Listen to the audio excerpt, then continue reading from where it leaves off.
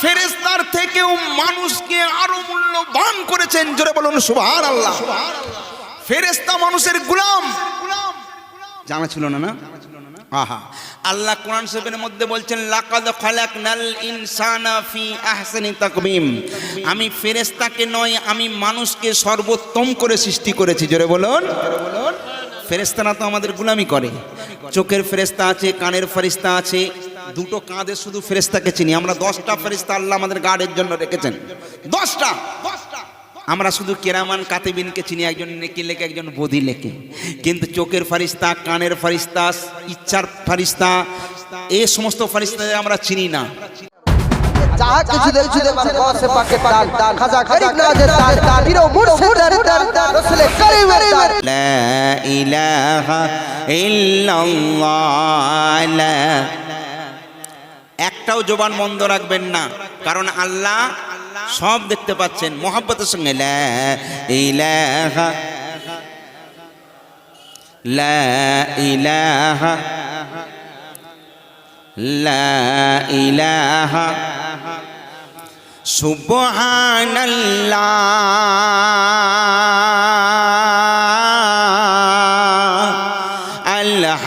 আলহামদুলিল্লাহ।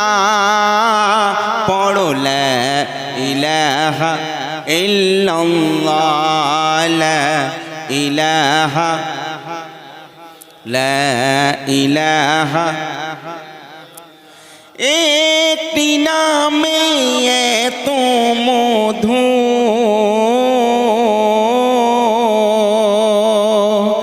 এই একটি নামে এত মধু, লুকিয়ে রাখো হে আল্লাহ লা ইলাহা ইল্লাল্লাহ লা ইলাহা। আলহামদুলিল্লাহ। এই নামেরি সুধা নিয়া, আর দোয়েল কোয়েল গায়ে পাপিয়া,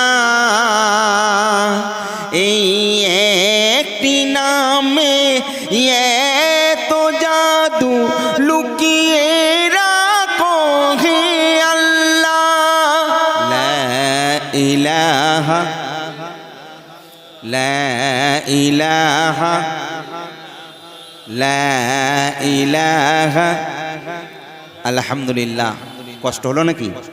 আহা, সুবহানাল্লাহ। আমরা আল্লাহর প্রশংসা করলাম, কারণ আল্লাহ যাতে খুশি আমরাও তাতে খুশি। কি? আল্লাহ হায়াতের মালিক, আল্লাহ মৌতের মালিক। কি ভাই বিশ্বাস করেন তো? রেজেকের মালিক কে? আল্লাহ। মৌতের মালিক কে? বাহ, আপনাদের এই জায়গার লোক খুব ভালো। কেন ভালো বলছি? এটা আমরা মুখে বলি। আমরা যদি ভয় করি, ভয় কাকে করতে হবে? আল্লাহকে। আপনারা করেন তো? আলহামদুলিল্লাহ। আল্লাহকে মানেন তো? আমি বলছি সব মিথ্যে কথা। নট, কেউ আল্লাহকে মানে না, কেউ আল্লাহকে এলাওই করে না। কি বলছেন? বাস্তব বলছি। আমরা যদি ভয় করি কাকে করি জানেন? কি বলুন তো? কালকে উঠে সাপ যদি ঘরে থাকে সালা ঘর ভাঙড়ে। হ্যাঁ, যতক্ষণ না ওকে বের করেন ততক্ষণ ঘরেতে কোনো শান্তি নেই। কালকে উঠে সাপ এক বলেই কাবার। তাহলে সাপকে যতটা ভয় করি অতটা কি আল্লাহকে ভয় করি? কি? যদি আল্লাহকে ভয় করতাম সুদ খেতে পারতাম, যদি আল্লাহকে ভয় করতাম জেনা করতে পারতাম, যদি আল্লাহকে ভয় করতাম মানুষের সঙ্গে ব্যভিচার করতে পারতাম, যদি আল্লাহকে ভয় করতাম মানুষের জিনিসকে হরণ করতে পারতাম। তাহলে ভয় সাপকে করি, আল্লাহকে অতটা করি না। আর মানি কাকে মানি? আল্লাহ মানি না আমরা, বরং ডাক্তার মানি। ডাক্তারখানায় জব্বার গেছে, ডাক্তার বলছে কি ব্যাপার চাচা? বলে বাবা শুতে গেলে এত কষ্ট না, শ্বাস প্রশ্বাসের বহুত কষ্ট। ডাক্তার বুকে দিয়ে বলছে তোমার ফুসফুস পুরো ডাউন। হ্যাঁ, আর বেশি দিন নয়, তুমি কি খাও? চাচা বলছে আল্লাহর কসম বলছি কিচ্ছু খাইনি। বলে কসম ফসম খাবার দরকার নেই, সত্যি করে বলো কি খাই? বলে ধর আমি কিচ্ছু খাইনি। ডাক্তার বলছে শোনো আমি ডাক্তার, তুমি কি খাও সত্যি করে বলো। চাচা বলছে বাপ তুমি তো ডাক্তার সবই জানো, তবে খাবার মধ্যে একটু বিড়ি খাই। বলে এইটাই তো তোমার প্রবলেম, বিড়ি খাওয়া ছাড়তে হবে। বলে ফালতু কথা বলছো ডাক্তার। বলে কেন কেন? বলে প্রয়োজন হলে বউ ছাড়তে হলে বউ ছেড়ে দেবো, কিন্তু বিড়ি ছাড়বো নি। বুঝলেন না? অনেক মানুষ আছে দেখবেন বলে যখন কিছু পাইনি খেয়ে নেই খৈনি, খৈনির নাম রাজা, খেতে লাগে মজা, পরে আছে সাজা বেটা জানে না। আবার কিছু মানুষ আছে দেখবেন বিড়ি খায়, বলে ভাই কি বলবো ওই বাথরুমে গেলেও বিড়ি চাই। দেখবেন বাথরুমে বসে আছে সেখানেও আরাম সে টান দিচ্ছে। তো এ বলছে জব্বার প্রয়োজনে বউ ছাড়তে হলে বউ ছাড়বো, কিন্তু বিড়ি ছাড়বো না। ডাক্তার বলছে তবে মরো। আচ্ছা বলুন, আমরা নিজেদের জানকে ভালোবাসি, বাসি না বাসি না? এই ডাক্তারের কথাই আমরা বিড়ি ছাড়লাম, কিন্তু আল্লাহর কথাই কোনোদিন খারাপি বুড়াই ছেড়েছি কি? আল্লাহ বলেছেন জৈসি করনি বৈসি ভরনি, যে যেমন কর্ম করবে ফল সে তার তেমন পাবে কি? আল্লাহ বলেছেন মা বাপের খিদমত করো, আল্লাহর রসুল বলেছেন মা বাপের খিদমত করো, আল্লাহ বলেছেন আমার ফরজ নামাজ আদায় করো। কি গো আমরা আল্লাহর কথা মানি? ডাক্তারের কথা মানলাম, গুরুত্ব দিলাম, আমরা মনে করেছি দুনিয়াটাই আমাদের সব, কিন্তু দুনিয়ার পরে যে আরেকটা জগৎ আছে সেই জগতের কথা আমরা ভুলে গিয়েছি। আপনি কি জানেন আপনার ঠিকানা কোথায়? আমি এখন ওয়াজ শুরু করিনি, কথা বলে নিচ্ছি, ঠিক আছে? একটুখানি গুটিয়ে নিতে দিন, কারণ প্রত্যেকটা জিনিস শুরু করলে তারপরে একটা জায়গায় পৌঁছানো যায়। শুরু করেছি, যারা দূরে আছেন কাছে চলে আসবেন, শুধু ভূমিকা হচ্ছে।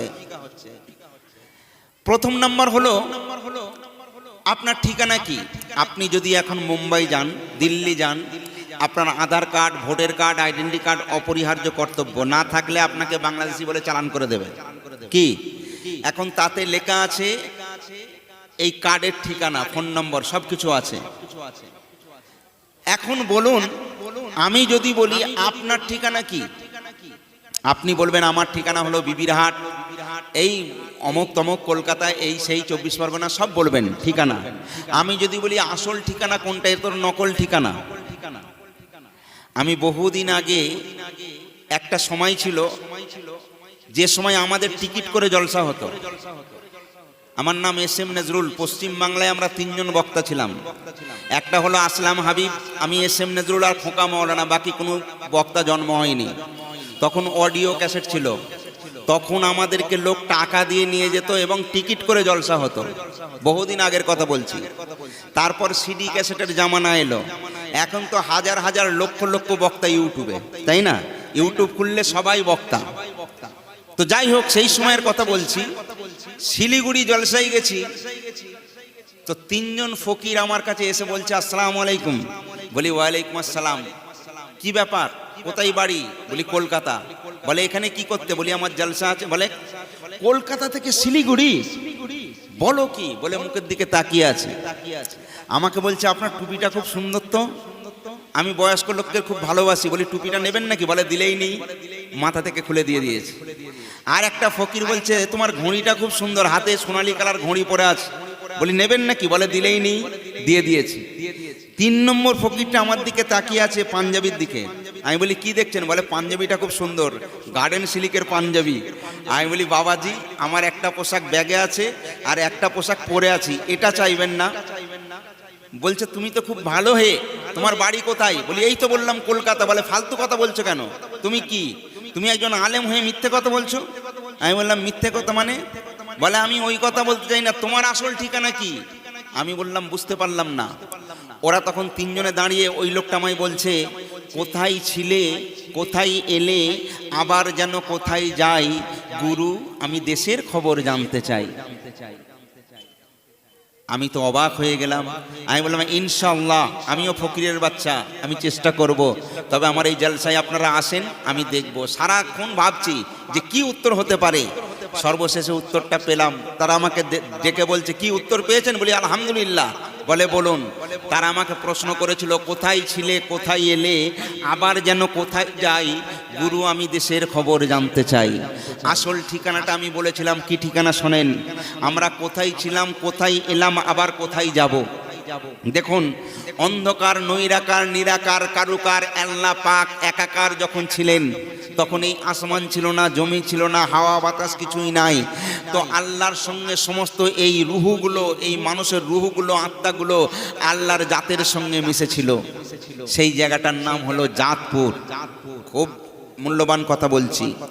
আল্লাহ পাক আমাদের প্রতি খুশি হয়ে বললেন, এর থেকে একটা ভালো জায়গায় আছে, যাবে? আমরা বললাম হ্যাঁ। আল্লাহ পাক নিয়ে গেলেন যে জায়গাটার নাম হলো রুহানিপুর, যেখানে আল্লাহ পাক সমস্ত রুহুগুলোকে একত্রিত করে জিজ্ঞেস করেছিলেন, আলাস্তু বিরব্বিকুম, আমি কি তোমাদের প্রভু? আমরা সমস্ত রুহু বলেছিলাম কলু বালা, নিশ্চয়ই আপনি আমাদের প্রভু। তাহলে কোথায় ছিলাম দেখুন, জাতপুর, রুহানিপুর। তারপরে আল্লাহ বলছেন এর থেকে একটা সুন্দর জায়গা আছে। কারণ কারোর সঙ্গে যদি কারোর ভালোবাসা হয়ে যায়, সে কিন্তু না চাইলেই পায় না? আপনি মেহমানকে নিয়ে গেছেন, দাদা একটু স্প্রাইট খাওয়া হলো, দাদা একটু চা, একটু পান, তার মানে ভালোবাসেন, তার মানে না চাওয়াই তাকে যাচ্ছেন। তো আল্লাহর সঙ্গে এই রুহুগুলোর সঙ্গে বান্দার এমন সম্পর্ক, আল্লাহ জাতপুর থেকে রুহানিপুর আনলো, রুহানিপুর পর থেকে বলছে আরেকটা জায়গায় নিয়ে যাব, সুন্দর জায়গা। কোথা? রুহানিপুর থেকে পাঠালেন আল্লাহ মগজপুরে, বাবার মগজপুর। বাবার মগজপুর থেকে, এগুলো সব দুনিয়ার কথা বলছি, এই বাবার মগজপুর, এখান থেকে আল্লাহ পাক পাঠালেন পৃথিবীর ভবপুর। মগজপুর মানে মানুষ কি থেকে সৃষ্টি হয়েছে, কিসের সৃষ্টি, মানুষ কিসের সৃষ্টি আপনারা জানেন? আমরা কিসের সৃষ্টি? হ্যাঁ, মাটির সৃষ্টি, তাই না? যারা জানেন না ভালো করে জেনে নিন, আমরা মাটির সৃষ্টি না। কে বলেছে আমরা মাটির সৃষ্টি? আল্লাহ পাক বলছেন 5 জনকে আমি 5 রকম ভাবে সৃষ্টি করেছি। 5 জনকে 5 রকম ভাবে সৃষ্টি করেছেন। আল্লাহ বলছেন আমি মাটি থেকে বাপ আদমকে সৃষ্টি করেছি। আদমের বাম পাঁজরের হাড়, রেহান নামক হাড় নিয়ে আম্মা জান হাওয়াকে সৃষ্টি করেছেন। বোঝা গেল? আল্লাহ পাক বলছেন 3 নম্বর হলো আমি ঈশাকে জিবরিল আমিন গিয়ে বলছে মরিয়মকে, বলছে মরিয়ম আল্লাহ তোমার গর্ভে নবী দেবেন। মরিয়ম বলছে যে কোনোদিন পুরুষ বাসারের মুখ দেখলো না, মিলন হলো না, কিছু ঘটলো না, তার আবার বাচ্চা হবে কি করে? বলে আল্লাহর হুকুমে সব হয়, আমি তোমায় ফুঁক দেব, তোমার বাচ্চা হবে। তো জিবরিল আমিন যখন ফুঁক দিল মরিয়মকে, মরিয়ম গর্ভবতী হলো, মরিয়মের গর্ভ থেকে ঈসা রুহুল্লাহ হলেন। তাহলে জিবরিলের ফুঁক থেকে ঈসা রুহুল্লাহ হলো। কি বাপ, হলো না? হলো না? তাহলে কটা হলো? 3টে। আর আল্লাহ পাক বলছেন লাকাদ জাআকুম, আল্লাহ পাক বলছেন আমি আমার নূর থেকে আমার হাবিবুল্লাহকে সৃষ্টি করেছি, আমার নবী মুহাম্মদ রাসূলুল্লাহ সাল্লাল্লাহু আলাইহি সাল্লামকে সৃষ্টি করেছি। কটা হলো? 4টে। এবারে আমরা কি থেকে সৃষ্টি? আল্লাহ বলছে পৃথিবীর মধ্যে 7টা সাগর আছে, 7টা সাগরের 7 রকম পানি আছে। আপনি জানেন 7টা সাগর? আপনি বলবেন প্রশান্ত মহাসাগর, আটলান্টিক মহাসাগর, এগুলো তো সাগরের নাম, তাই না? আল্লাহ বলছে ও তো দুনিয়াতে আছে, আমি তোমার মধ্যেও 7টা গভীর সাগর দিয়েছি, 7টা সাগরের 7 রকম পানি। আপনি জানেন কোথায় সাগর আছে? এই দেখুন, এই বাপ, এটা লাখ টাকা দামি কথা, এই কথা সব জলসায় আলোচনা হয় না, আর বড় বড় পণ্ডিতরাও এগুলো আলোচনা করে না। অনেক কষ্ট করে নিয়ে এসেছি, মন দিয়ে শোনো। 7টা সাগর আপনার আমার মধ্যে আছে। এই চোখটা হলো সাগর, এই চোখের পানির স্বাদ হলো নুনতা। এই সাগরের একটা পানি বার হয়, দেখবেন মানুষের যখন সর্দি হয় নাক থেকে একটা শিকেন বার হয়, এটাও একটা সাগরের পানি। তাহলে এই একটা সাগরের পানি, এই একটা সাগরের পানি। যখন খুব ঝাল লাগে জিভ থেকে একটা নালা বার হয়, এটাও একটা সাগরের পানি। কটা হলো? 3টে। কানে যদি ঘা হয় সেখান থেকে একটা ঘোলাটে দুর্গন্ধময় একটা পানি বার হয়, যেটাকে পুজ বলা হয়, ওটাও একটা সাগরের পানি। কটা হলো? 4টে, তাই না? এবারে দেখুন, এই যে আমাদের শরীর আছে, এই শরীর থেকে একটা ঘাম হয়, ওইটাও একটা সাগরের পানি। তাহলে কটা হলো? 5টা। আর একটা জিনিস, এই হাত পা যেখানে ইচ্ছা যদি কেটে যায়, ওখান থেকে একটা লাল রঙের পানি বার হয়, ওটাকে ব্লাড বা রক্ত বলা হয়। তাহলে কটা হলো? 6টা। 7টা দুনিয়ায় আছে, আল্লাহ বলছে 9টা টোটাল আছে, আমি 8টার খবর বলছি। এইবারে দেখুন, আপনি যদি প্রস্রাব করেন তার একটা পানি বার হয়, ওই পানিটার স্বাদ আবার আলাদা, তাহলে কটা হলো? 7টা। 9টাই বলে দিচ্ছি। আরেকটা হলো, মানুষের যখন শরীর খারাপ হয়, আমাশা হয়, ওটাও একটা সাগরের পানি, তাহলে 8টা হয়ে গেল। আর 9 নম্বর পানিতে আল্লাহ বলছে আমি মানুষকে সৃষ্টি করেছি এক ফোঁটা নুতফা, যেটাকে বীর্য পানি বলা হয়। আল্লাহ বলছেন ওই এক কাতরা বীর্য পানি দিয়ে আমি তোমাদের মতো ইনসানকে সৃষ্টি করেছি। তাহলে মানুষ হলো ওই নুতফা থেকে, বোঝা গেল? তাহলে আল্লাহ রুহানি জাতপুর, রুহানিপুর, বাবার মগজপুর, ওইখান থেকে বীর্যের আকার ধারণ করে মায়ের গর্ভপুর, 4টে দুনিয়া, মানে ওটাও একটা দুনিয়া। তারপর ওখান থেকে আল্লাহ খুশি হয়ে বললেন আমি পৃথিবীর ভবপুরে পাঠাবো। পৃথিবীর ভবপুরে এলাম, এটাও স্থায়ী নয়। এখান থেকে যাব কবরপুর, কবরপুর থেকে যাব হাসরপুর, সেখানে হবে নেকি আর বদির হিসাব। যার নেকি থাকবে আল্লাহ তাকে দেবে বেহেশতেপুর, আর যার বদি থাকবে তাকে দেবে দোজকপুর। এতগুলো ঠিকানা, এতগুলো মঞ্জিল আমাদের পার করতে হবে। এটাই হলো আপনার আমার আসল ঠিকানা, বোঝা গেল? আচ্ছা, এইবারে আসুন, আল্লাহর 101টা নাম। কটা নাম? কেউ বলে রহিম, কেউ বলে রহমান, কেউ বলে দাতা, কেউ বলে দয়ালু, কেউ বলে গড, কেউ বলে আল্লাহ, কেউ বলে মালিক। যে যে ভাষাই বলতে পারে। দেখুন, এটা পানি, উর্দুতে বলে পানি, বাংলায় বলে জল, আরবিতে বলে বারিশ, ফার্সিতে বলে নীর, ইংরেজিতে বলে ওয়াটার। কিন্তু মূলত একটাই জিনিস, পানি। একটা জিনিস যে যে অ্যাঙ্গেলে যে যে ভাষায় ডাকতে পারে, তাই না? আচ্ছা, আল্লাহর 101টা নাম, আপনি কি জানেন কোন নামে আল্লাহকে ডাকলে আল্লাহ খুশি হয়? কি গো, জানার দরকার আছে না নেই? আল্লাহ তো এত নাম, কোন নামে ডাকলে আল্লাহ বেশি খুশি হবে জানার দরকার আছে? বলবো? আচ্ছা বলুন, আপনার বাড়ি আমার বাড়ি বেশি ডিফারেন্স নয়, নদীর এপার ওপার। আমাদের ওখানে গরুকে গরু বলি, আপনারা কি বলেন? গরু। তাহলে কত মিল দেখেছেন? আচ্ছা, ডিম পাড়ার পর মুরগি কক কক কক কক কক কক, একে কি বলে? মুরগি বলেন তো? আপনারা কি বলেন? সত্যি কথা বলবেন ভাই। প্যাক প্যাক প্যাক প্যাক, এটা কি? হাঁস। আমরা হয়তো হাঁস বলি, তাহলে কি মিল? সত্যি বলছেন? এবারে বুকে হাত দিয়ে বলুন তো, হাঁসকে যদি কেউ বলে হাঁস হাঁস হাঁস, হাঁস আসবে? এই আপনি তো বললেন না, আমরাও হাঁস বলি, হাঁসের নাম হাঁস। আচ্ছা, মুরগিকে কেউ যদি বলে মুরগি মুরগি মুরগি, মুরগি আসবে? গরুকে যদি গরু, সে গরু আসবে? কেন আসবে না? আল্লাহ বলে আবে একবার নয়, যদি 1000 বার ডেকে ডেকে গলা ফাটিয়ে ফেলিস ও সাড়া দেবে না। কেন? আল্লাহ বলছে ওর জন্য একটা আমি মধুর ডাক দিয়েছি, ওই নাম ধরে তুই ডাকিস, তাহলে অবশ্যই সাড়া দেবে। কি ডাক? একটুখানি বলি। একটা জায়গায় আমি লিখেছি, আমি বলেছি, গৃহস্থের ঘরে যেমন, গৃহস্থ মানে যে পশু পালন করে তাকে গৃহস্থ বলে।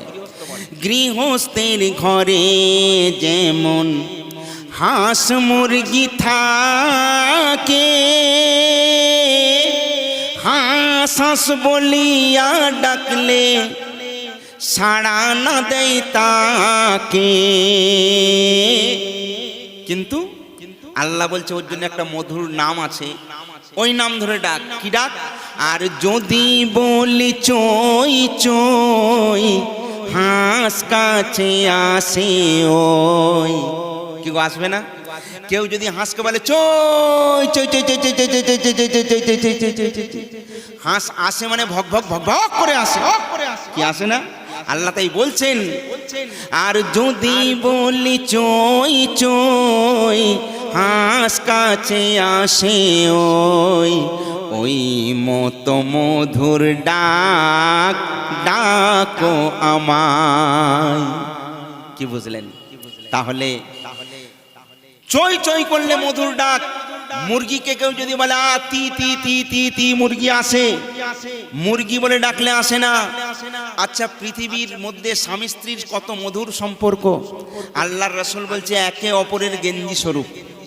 কিন্তু কোন স্বামী বউকে কি গিয়ে বলে এই স্ত্রী বলে? স্ত্রী কি বলে এই স্বামী বলে? না না ভাইরে আমার, একটাই কথা শুনুন, কোন স্ত্রী তার স্বামীর কাছে গিয়ে স্বামী বলে ডাকে না, আর স্বামীও তার স্ত্রীকে স্ত্রী বলে ডাকে না। আল্লাহ বলছেন ওদের জন্য একটা শব্দ দিয়েছি, মধুর শব্দ। স্বামী বলছে কই, এই কোথা গেলে? স্ত্রী বলে কই, কোথায় গেলে? কি গো বলে না? স্ত্রী স্বামীকে বলছে কই, এখনো ডি হলে না? আরে জালসাই যাবে না? বলছে একটু দাঁড়াও, রেডি হচ্ছি।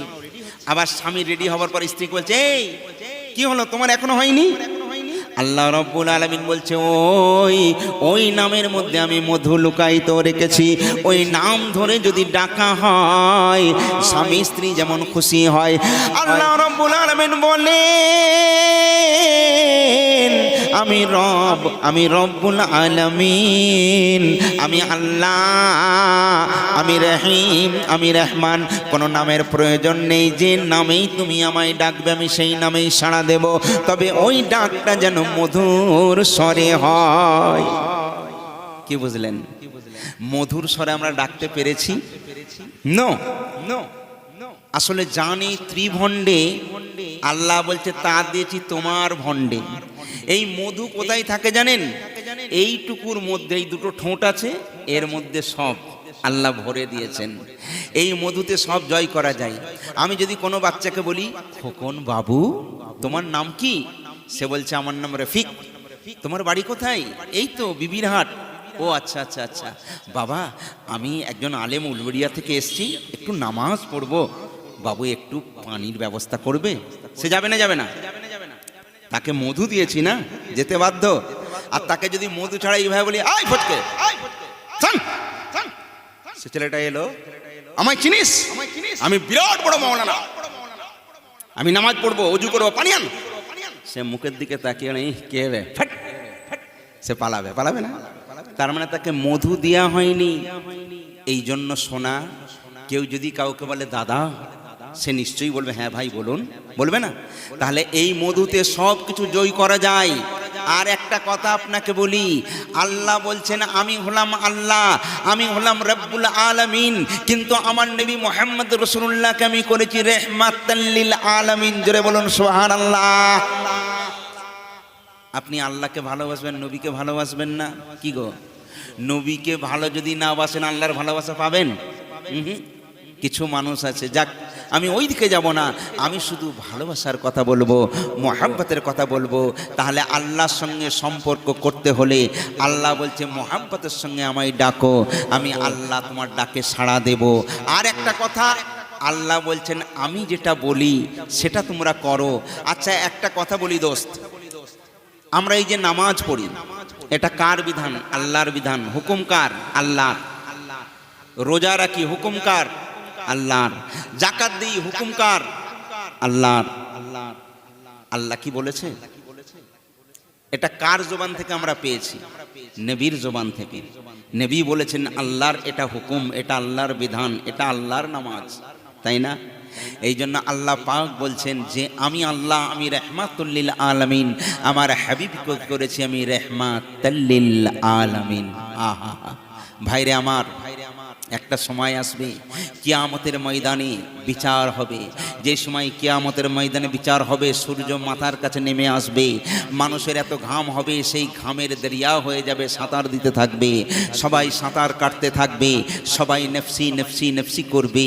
অনেক উম্মতের, কিছু উম্মতের মধ্যে উম্মতরা চিন্তা করবে আমরা যাব তো কোথায় যাব, সবাই একটু সুপারিশ চাই।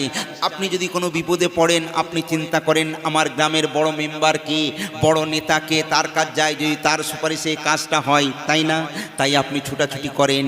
কিন্তু কাল কিয়ামতের ময়দানে সবাই যে যাকে নিয়ে পাগল হয়ে থাকবে, সবাই চিন্তা করবে আমার কি হবে, আমার কি হবে।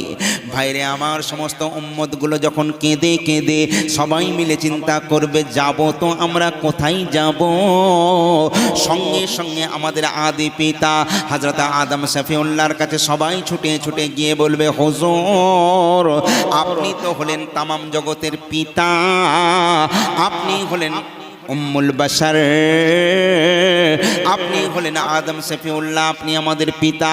আজকে এই ভয়ানক যন্ত্রণা থেকে একটু আপনি আমাদের সুপারিশ করুন, একটুখানি আপনি আমাদের বাঁচান। হযরত আদম শফিউল্লাহ বলবেন, না না না না, এখান থেকে তোমরা যাও, এখান থেকে তোমরা যাও। আদম শফিউল্লাহ বলবেন, নফসি নফসি ইলা গায়রি, একমাত্র আল্লাহ জানে, যাও এখান থেকে যাও, আমি পারবো না। সমস্ত উম্মতিগুলো চিন্তা করবে, এখন যাব তো কোথায় যাব? সবাই ছুটে ছুটে যাবে হযরতে ইব্রাহিম খলিলুল্লাহর কাছে। উনি হলেন জাতির পিতা। ইব্রাহিম খলিলুল্লাহর কাছে গিয়ে বলবেন, হুজুর আপনি তো হলেন জাতির পিতা, আপনি একটু শুনে নিন আমাদের কথা, আমরা এখন যাব তো কোথায় যাব? একটু আমাদের জন্য আল্লাহ রাব্বুল আলামিনের দরবারে সুপারিশ করুন। সঙ্গে সঙ্গে ইব্রাহিম খলিলুল্লাহ বলবে, নফসি নফসি ইলা গায়রি, না না না, আমাকে ডিস্টার্ব করো না, যাও যাও, অন্য জায়গায় যাও। এরপরে শীষের কাছে যাবে, শীষের কাছ থেকে ইউসুফের কাছে যাবে, ইউসুফ পয়গম্বরের কাছ থেকে জাকারিয়ার কাছে যাবে, জাকারিয়ার কাছ থেকে আইয়ুবের কাছে যাবে। এই রকম একটার পর একটা পয়গম্বর সবার কাছে যখন গিয়ে নিরাশ হয়ে যাবে, সর্বশেষে তারা করবে কি, হযরতে ঈসা রুহুল্লাহর কাছে গিয়ে যাবে, ছুটে গিয়ে বলবে, হুজুর আল্লাহ আপনাকে ঈসা রুহুল্লাহ করেছেন, আপনি মরাকে জিন্দা বানিয়েছেন, আপনি বুবাকে কথা বলিয়েছেন, আপনি অন্ধকে চোখ ফুটিয়ে দিয়েছেন। হে ঈসা রুহুল্লাহ, এই ভয়ানক বিপদে আপনি একটু আমাদের সুপারিশ করুন, আপনি আমাদের বাঁচান। হযরত ঈসা রুহুল্লাহ তখন বলবে, নফসি নফসি ইলা মুহাম্মদ। সমস্ত পয়গম্বররা বলেছেন নফসি নফসি ইলা গায়রি, না না আমাদের ডিস্টার্ব করো না। কিন্তু ঈসা রুহুল্লাহ এই শব্দ ব্যবহার করবেন না, তিনি বলবেন নফসি নফসি ইলা মুহাম্মদ।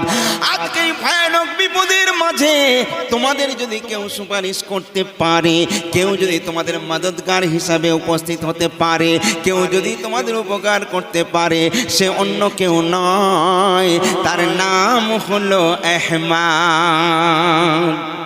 ভাইরে আমার, সমস্ত লোকজন ছুটে ছুটে আমার হাবিবুল্লাহ আমার দয়ার নবীর কাছে গিয়ে পৌঁছে যাবেন। সবাই যখন গিয়ে বলবেন, ইয়া রাসূলুল্লাহ হুজুর, ইয়া হাবিবাল্লাহ হুজুর, আল্লাহর রাসূল তখন তাকিয়ে বলবেন, আমার উম্মতের আরে এমন করে কেন কাঁদছো? সমস্ত উম্মতগুলি বলবে, হুজুর আজকে কেউ আমাদের সুপারিশ করতে পারলো না। আল্লাহর রাসূল বলবেন, ও আমার উম্মতিরা কেঁদো না, কেঁদো না, আমি রাসূলুল্লাহ তোমাদের যতক্ষণ না সুপারিশ করতে পারি, আমি ততক্ষণ পর্যন্ত আমি জান্নাত পর্যন্ত যাব না। ভাইরে আমার রাসূলুল্লাহ সঙ্গে সঙ্গে সেজদার মধ্যে পড়ে যাবেন। কেন নবীকে ভালোবাসবেন না? একটুখানি বলি শোনেন। সঙ্গে সঙ্গে রাসূল আমার সেজদায় পড়ে যাবেন। সেজদার মধ্যে গিয়ে এমন কান্না কাঁদবেন, আল্লাহর আরশে মুআল্লা টলটল করে উঠবে, আরশে মুআল্লা থরথর করে কাঁপতে থাকবে। আল্লাহ রাব্বুল আলামিন হুকুম দিয়ে বলবেন, বন্ধুরে, এই আমার হাবিব, আমি আল্লাহ আপনাকে যদি আমি না বানাতাম, আমি আল্লাহ রাব্বুল আলামিন চন্দ্র সূর্য গ্রহ তারা নক্ষত্র, আমি আল্লাহ পাক কিছুই বানাতাম না। এই আমার হাবিব, আমি আল্লাহ পাক সমস্ত কিছু বরদাস্ত করে নেব, কিন্তু বন্ধু আপনার চোখের পানিটা কিন্তু আমি বরদাস্ত করতে পারবো না। আপনি তাড়াতাড়ি মাথাটা তোলুন। আল্লাহর রাসূল বলবেন, ইয়া রাব্বুল আলামিন, আল্লাহ আজকে যতক্ষণ না পর্যন্ত আমার উম্মতিদের গুনাহ আপনি মাফ না করবেন, আমি ততক্ষণ পর্যন্ত আমি মাথা তুলব না। আল্লাহ বলে, আমার হাবিব রে, মাথা তুলে নিন, যাকে ইচ্ছা আজকে আপনি সাফায়াত করে দিন, আপনার মর্জি, আমি কোনো কাজে আল্লাহ বাধা দেব না। জোরে বলুন, আমার নবীর সাফায়াতে আমরা জান্নাত পেয়ে যাব। এইবারে দেখুন, যারা জান্নাতে যাবার সব জান্নাতে চলে যাবে বিচার আচার শেষ হবার পর, কিন্তু একটা সংখ্যক একটা শ্রেণীর মানুষ, তারা হলো এত ক্রিটিক্যাল, এত বদকার, শুধু নবীর সঙ্গে গদ্দারি, নবীর সঙ্গে দুশ্মনী। সেই মানুষগুলো কিন্তু ওই জাহান্নামের মধ্যে হাবুডুবু খাবে। আল্লাহ তাদের খবরটা আমার রাসূলের কাছে গুপ্ত রাখবেন, আমার রাসূলকে জানাবেন না। ভাইরে আমার, বহুদিন পর, 5000 বছর পর জিবরিল আমিনকে আল্লাহ পাক বলবেন, যাও জিবরিল যাও, ওই জাহান্নামটা থেকে একবার ঘুরে এসো। ওই জাহান্নামে যখন ঘুরতে যাবে, ওই জাহান্নামার সর্বশ্রেষ্ঠ সর্দার হলেন, তার নাম মালেক ফারিস্তা। সেই মালেক ফারিস্তাকে বলবে, কি ব্যাপার? বলে, গিয়ে দেখো। ভাইরে আমার, এইবারে জিবরিল আমিন ওই রাস্তা দিয়ে যখন হেঁটে হেঁটে যাবেন, দেখা যায় আগুনের দাবানল দাও দাও করে জাহান্নামের আগুনে দাও দাও করে জ্বলছে। সেই আগুনের মধ্যে কত মানুষ ওই আগুনের মধ্যে জ্বলে জ্বলে তাদের সমস্ত মাংসগুলো আগুন খেয়ে নিয়েছে। তাদের কোনো কিছু অস্তিত্ব নেই, শুধু প্রাণটা আছে। তারা কাঁদতে কাঁদতে চিৎকার দিয়ে বলবে জিবরিল আমিনকে ডেকে, ও জিবরাইল,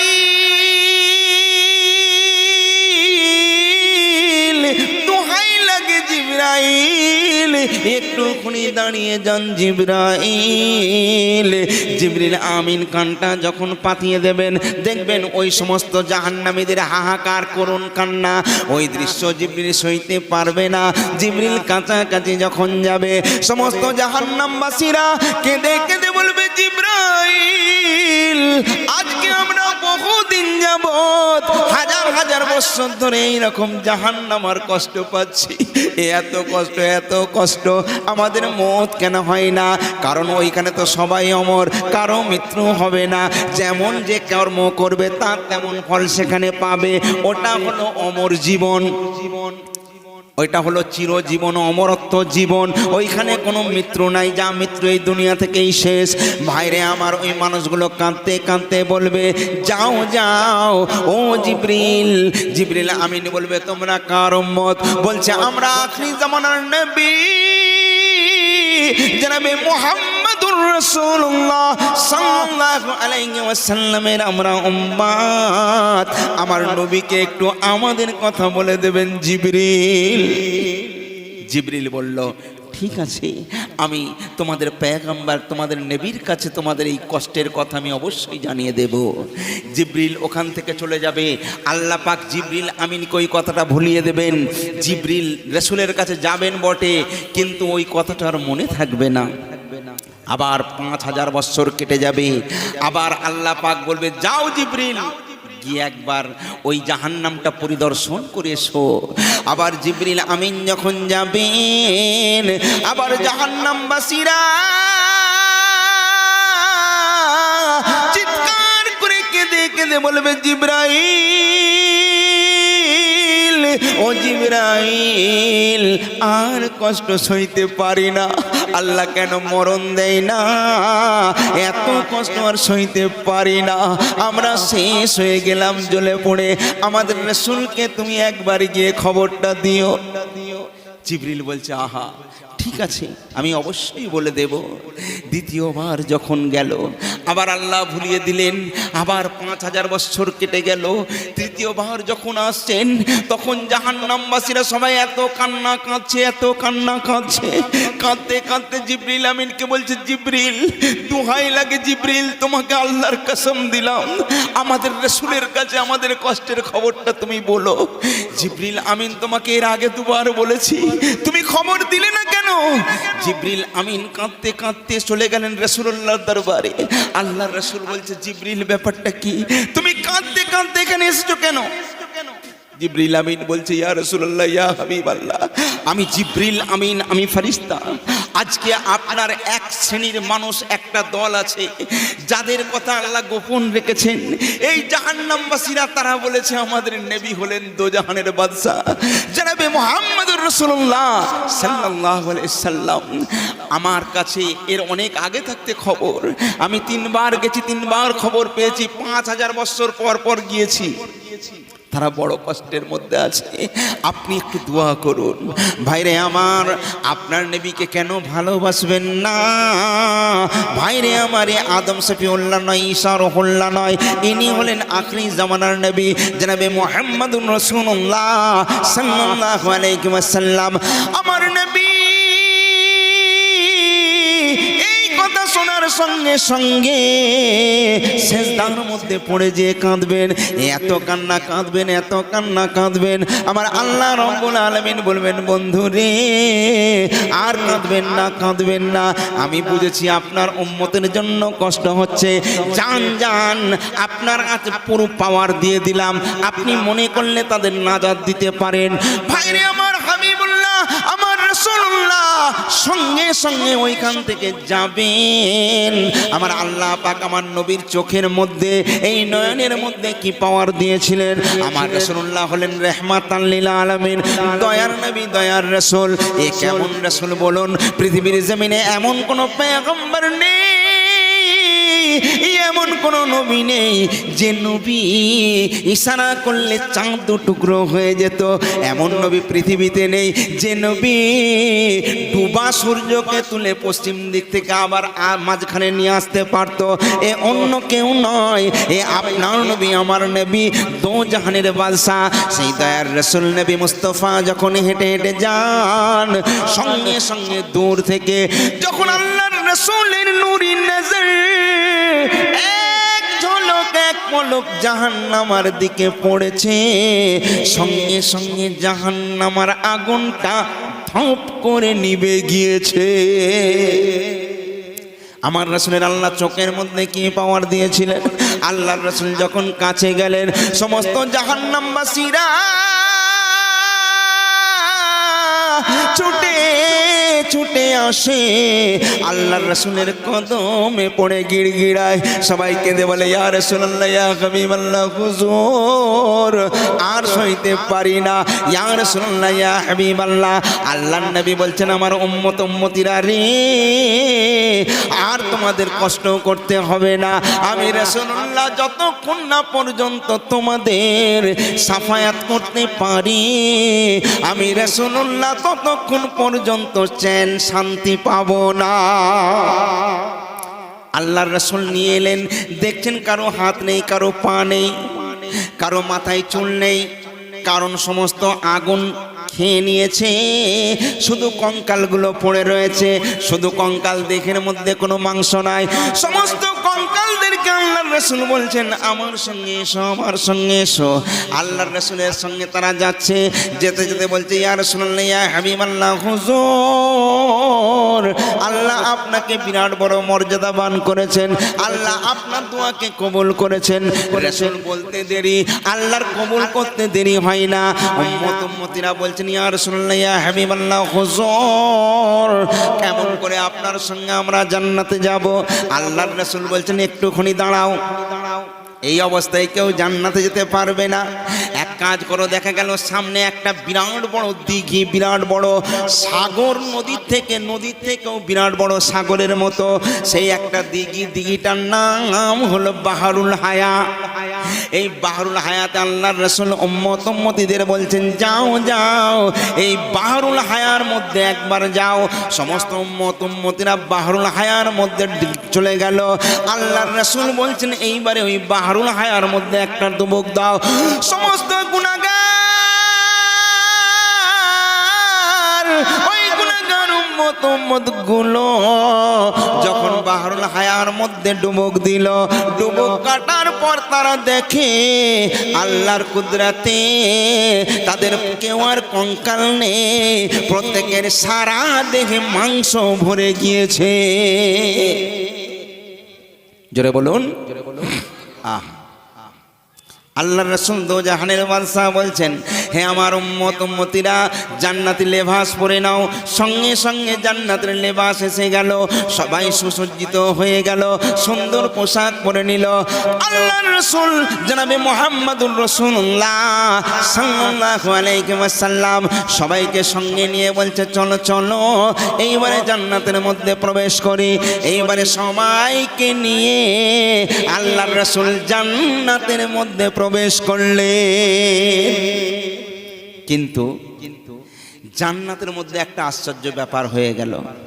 যারা সত্যিকারের জান্নাতি তাদের গলায় কোনো দাগ নেই, কিন্তু যারা জাহান্নাম খাটা মানুষ তাদের গলায় একটা করে এই রকম দাগ দেখা গেল গলাতে। তাই জান্নাতীরা সবাই বলতে লাগলো, এই যে জান্নাতীগুলো আছে এরা হলো জেল খাটা আসামি, অনেক দিন জেল খাটার পর মুক্তি পেয়ে আজকে নাজাত পেয়েছে, আজকে জান্নাতি হয়েছে। এমন ভাবে তারা বলতে লাগলো। এই জান্নাতীরা তখন আল্লাহ পাকের দরবারে কাঁদতে লাগলো, আর রাসূলকে ডেকে ডেকে বললো, ইয়া রাসূলুল্লাহ, ইয়া হাবিবাল্লাহ, জাহান্নামাই ছিলাম বরং ভালো ছিলাম, জান্নাতে থেকেও এত লাঞ্ছনা এত গঞ্জনা সহ্য যাচ্ছে না। আল্লাহর রাসূল বলেন, এক কাজ করো, একটুখানি দাঁড়াও। সমস্ত জান্নাতীদের বললেন একটু চোখটা বন্ধ করতে। চোখটা বন্ধ করার পর বললেন, চোখটা খোলো। দেখছে প্রত্যেকের গলায় একটা করে দাগ। কাজে কেউ আর কাউকে চিনতেও পারলো না, আর কেউ কাউকে এইরকম লাঞ্ছনা গঞ্জনা দিতে পারলো না। ইয়ে সব কিছু আমার নবী দো জাহানের বাদশাহ, সেই নবীকে ভালোবাসবেন না কি গো? সেই নবীকে যে ভালোবাসলো সে হলো হযরতে বেলাল। আর যে সে নবীকে ভালোবাসতে পারলো না সে হলো কে? আবু জেহেল। পৃথিবীতে যত মানুষ আছে, কোন মানুষকে আমি যদি বলি ভাই আবু জেহেলকে একদিন দাওয়াত করে এনে খাও, কেউ খাওয়াতে রাজি হবে? বলুন, কেউ খাওয়াতে রাজি হবে? কেন? আবু জেহেল কি করেছে? কারোর বাঁশ দিয়েছে? কারোর বকরি চুরি করেছে? কারোর মুরগি চুরি করেছে? কিন্তু তামাম পৃথিবীর মুসলমান সবাই আবু জেহেলকে চেনে, চেনে না? আবু জেহেল ফেমাস, বিরাট ব্যাপার। পৃথিবীতে তো দুটোই নাম, একটা সুনাম আর একটা বদনাম, তাই না বাপ? হ্যাঁ, আপনারা জানেন হিন্দু শাস্ত্রে আছে, মানে এই যে কৃষ্ণ আছে, কৃষ্ণ এর মামা হলো শকুন। এই শকুন সারা জীবন মানে রামের বদনাম করেছে। শেষে যখন ওই শকুন মারা যাচ্ছে, বাবারে মা রে করছে, এমন সময় রাম গিয়ে মামার মাথায় হাত বুলোচ্ছে। শকুন বলছে, কি সুন্দর, কি ভালো লাগছে, কে তুমি, কে? তখন কৃষ্ণ বলছে, মামা আমি তোমার ভাগ্নে কৃষ্ণ। বলে, কৃষ্ণ তুই? আমি সারা জীবন তোর নামে বদনাম করেছি, আর তুই কিনা এসে আমাকে এত আদর করছিস, এত ভালোবাসছিস, আমার মাথায় হাত বুলোচ্ছিস। তখন কৃষ্ণ বলছে, মামা পৃথিবীতে দুটোই নাম, একটা সুনাম আর একটা বদনাম। তুমি আমার সুনাম করতে পারোনি বটে, বদনাম তো করেছো, সেটাও তো দুটো নামের মধ্যে একটা নাম, তাই না? তো বলার উদ্দেশ্য হলো, পৃথিবীতে ভালো মানুষের মূল্য নাই। পৃথিবীতে যে দেখবেন ভালো মানুষ তাকে কেউ পৌঁছে না। দুটো মানুষের নাম, হয় খুব ভালো হয়ে যাও আর না হলে সব থেকে শয়তান হয়ে যাও, তাহলে তুমি ফেমাস। কি এখন তাই হচ্ছে? হচ্ছে না? হচ্ছে না? এখন বলছি যে খুদাকে সবাই ছেড়ে দিয়েছে, এখন দুনিয়ার লোককেই আমরা খুদা বলছি। এখন মনে করে নিচ্ছি ওই খুদা যদি আমায় বাঁচাই আমি বাঁচবো, ও যদি আমায় মেরে দেয় আমি মরে যাব, তাই না? এখন আসল খুদাকে আমরা ছেড়ে দিয়েছি। আজকে মুসলমানের উপরে অনেক কিছু হচ্ছে, অনেক রকম লাঞ্ছনা গঞ্জনা অনেক কিছু হচ্ছে। আজ মুসলমানের মধ্যে কোনো একতা নেই। আজকে মুসলমান আমরা সব ভিন্ন ভিন্ন হয়ে গেছি। আমি আপনাকে দেখে নাক ছিটকাচ্ছি, আপনি আমাকে দেখে নাক ছিটকাচ্ছেন। আমাদের মধ্যে সেই ভ্রাতৃত্ব বজায় আছে? সেই প্রেম ভালোবাসা আছে? না।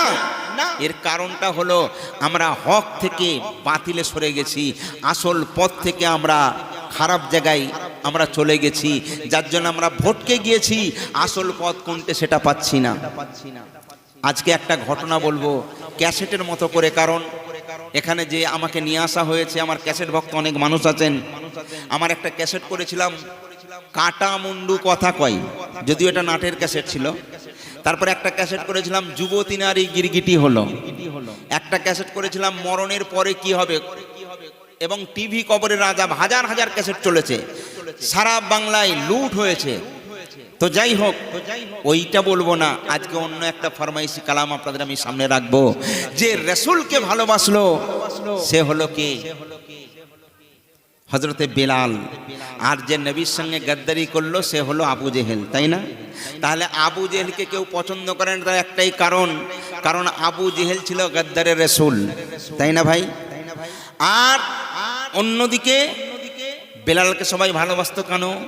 বেলাল ছিল আশিকের রাসূল, নবীর মোহাব্বতের মানুষ, নবীকে মোহাব্বত করতে ভালোবাসতো। ঠিক না ভুল বললাম? হ্যাঁ ভাইরে আমার, একটুখানি বলি শোনেন, এই বেলালকে চেনেন? বেলাল ছিল একটা কৃতদাস, উমাইয়া বলে যে মালিকের কাছে কাজ করত, কৃতদাস। এই বেলাল সর্বদাই আহাদ আহমদের নাম জপ করত। আচ্ছা, আপনি যে আপনার দুশ্মন, তার সঙ্গে যদি আপনার ছেলে বা বউ যদি পীড়িত করে, ভালোবাসা করে, আপনি রেগে যাবেন না খুশি হবেন? নিশ্চয়ই রেগে যাবেন। তো আল্লাহর রাসূলকে খুব খারাপ নজরে দেখতো কে? উমাইয়া। আর উমাইয়ার গোলাম বেলাল, সে কিনা নবীর প্রশংসা করে। রাগ হবে না? হবে না? বিরাট রাগ হবে, তাই না ভাইরে আমার? উমাইয়া করলো কি? বেলালকে গিয়ে বলছে, বেলাল তুমি কার নাম এমন ভাবে জপ করছো? বেলাল বলে, আমি আহাদ আহমদের নাম জপ করছি। উমাইয়া বুঝিয়ে বলল, বেলাল, এই মোহাম্মদ হলো আমাদের সবার দুশ্মন, এই মোহাম্মদের নাম নেবে না, এই মোহাম্মদের নাম নেবে না, এই মোহাম্মদের নামটা ছেড়ে দাও। বেলাল বলছে, উমাইয়া, যে নামটা আমি দিলের মধ্যে, অন্তরের মধ্যে জপে নিয়েছি, অন্তরের মধ্যে বসিয়ে নিয়েছি, এই নামটা অন্তর থেকে তুমি কাটতে পারবে না। উমাইয়া এইবারে বেলালকে মারতে শুরু করলো। শুধু মারধর নয়, বেলালের হাতে পায়ে দড়ি বেঁধে দিল। ওই বেলালকে টানতে টানতে নিয়ে যায় মরু বালুর উপর দিয়ে। মরু বালু যখন গরম আগুন হয়ে যায়, সেই সময় নিয়ে যায় তার উপর দিয়ে হেঁটে হেঁটে বেলাল যায়। ওই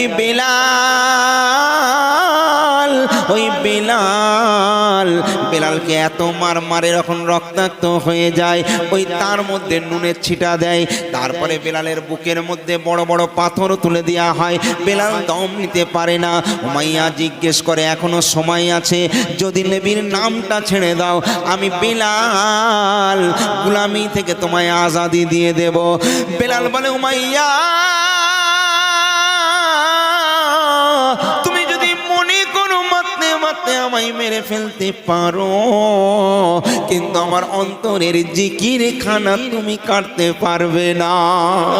আমি মরে যেতে রাজি, কিন্তু নবীর নাম ছাড়তে আমি রাজি না। এমন আমরা কেউ আছি? এখন তো আমরা মুসলমানের নাম বলতেই আমরা ভয় করি। কি কারণ? জানি যদি আমার নাম আসল বলে অসুবিধা আছে, কিন্তু তাদের কেমন সাচ্চা একিন ঈমান ছিল দেখুন, কত মজবুত। তারা জান দিয়ে দেবে, কিন্তু ঈমান তারা দেবে না, তাই না বাপ? সেই বেলাল রাসূলকে মোহাব্বত করত। কেমন মোহাব্বত করত দেখেন। এইবারে খবর চলে গেল আল্লাহর রাসূলের কাছে। আল্লাহর রাসূল হযরতে আবু বকরকে বললেন, আবু বকর, আমি খুশি হব যদি আমার বেলালকে কেউ আমার কাছে আজাদ করে এনে দেয়। আবু বকর সঙ্গে সঙ্গে যা ছিল তাই নিয়ে চলে গেল। চলে গিয়ে উমাইয়ার কাছে গিয়ে বলছে, উমাইয়া, যে গোলাম মালিকের কথা শোনে না, ওই গোলাম রাখার থেকে না রাখাই ভালো। এক কাজ করো, ওই গোলামকে কি বিক্রি করবে? আবু বকরকে উমাইয়া বলছে, এই গোলামের কোনো দাম নেই, কারণ আমি মেরে একে শেষ করে দিয়েছি, এর হাড় গোড় আলাদা করে দিয়েছি। এই দপাড়া গোলামের কোনো দাম নেই, একে নিয়ে করবে তো কি করবে? আবু বকর বলছে, ওটা তোমার জানার বিষয় নয়, তুমি আগে বিক্রি করবে হ্যাঁ কিনা বলো। তখন উমাইয়া বলছে, এই গোলামের কত তুমি দাম দিতে চাও?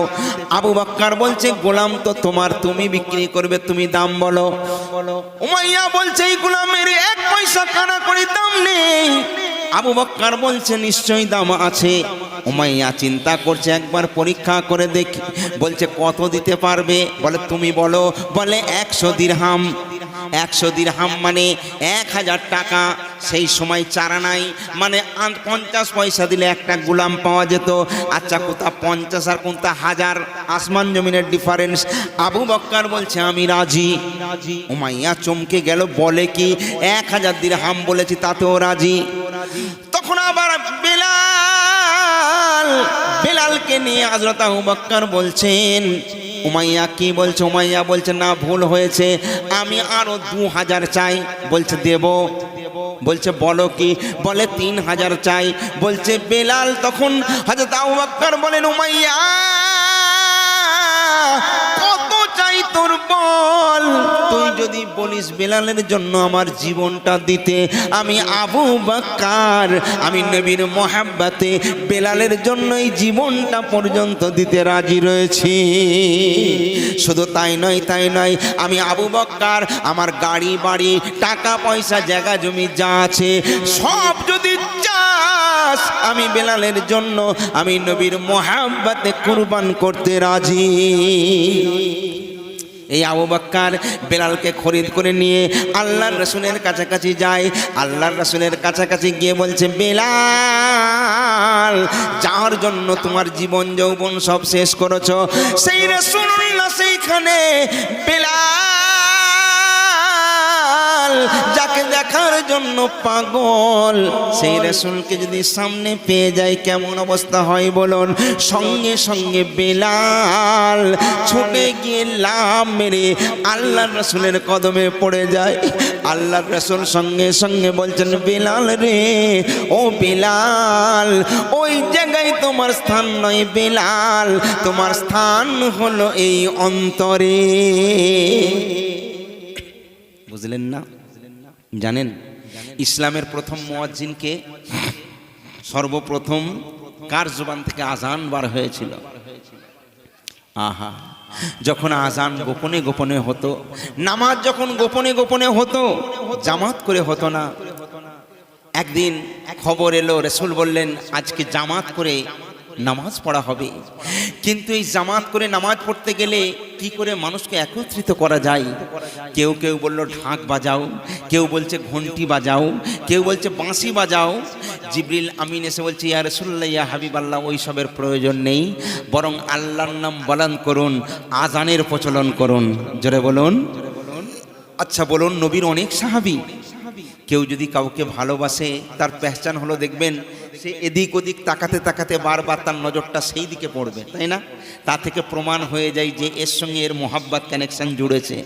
আমার রাসূল সবার দিকে তাকালেন, তাকিয়ে বেলালকে বলছে বেলাল আজান দাও। তাহলে এ থেকে প্রমাণ হয়ে গেল রাসূল বেলালকে মোহাব্বত করতেন। আহা ভাইরে আমার, হযরতে বেলালকে যখন আল্লাহর রাসূল বলেন বেলাল যাও যাও বেলাল আজান দাও। ভাইরে আমার, কাবা বাইতুল্লাহ কে আমরা সম্মান করি, তাম পৃথিবীর মানুষ সম্মান করে। এই কাবা বাইতুল্লাহ পশ্চিম দিকে অবতীর্ণ, পশ্চিম দিকে রয়েছে তাম পৃথিবীর মানুষ এই কাবা বাইতুল্লাহকে সামনে রেখে কিন্তু ইবাদত বন্দেগী করে। আজান দিলে পশ্চিম দিকে মুখ করে দিতে হয়। হযরতে বেলালে হাবশী সঙ্গে সঙ্গে ওই কাবার ছাদের মধ্যে উঠে পড়ল, কিন্তু আজান দিচ্ছে না। আল্লাহর রাসূল বলছে বেলাল,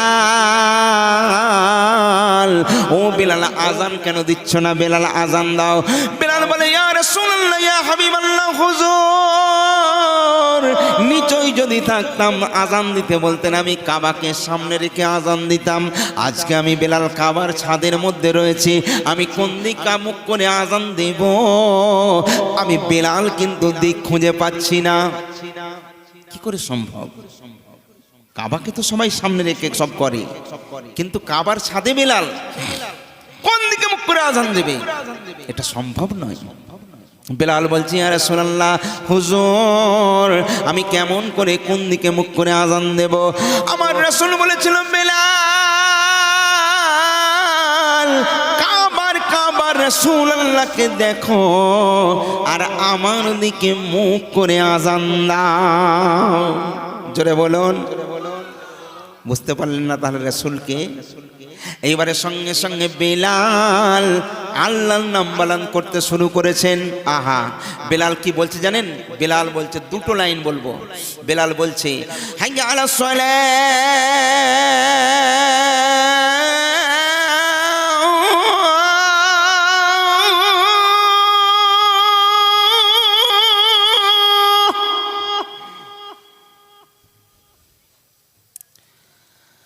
হাইয়া আলাল ফালাহ,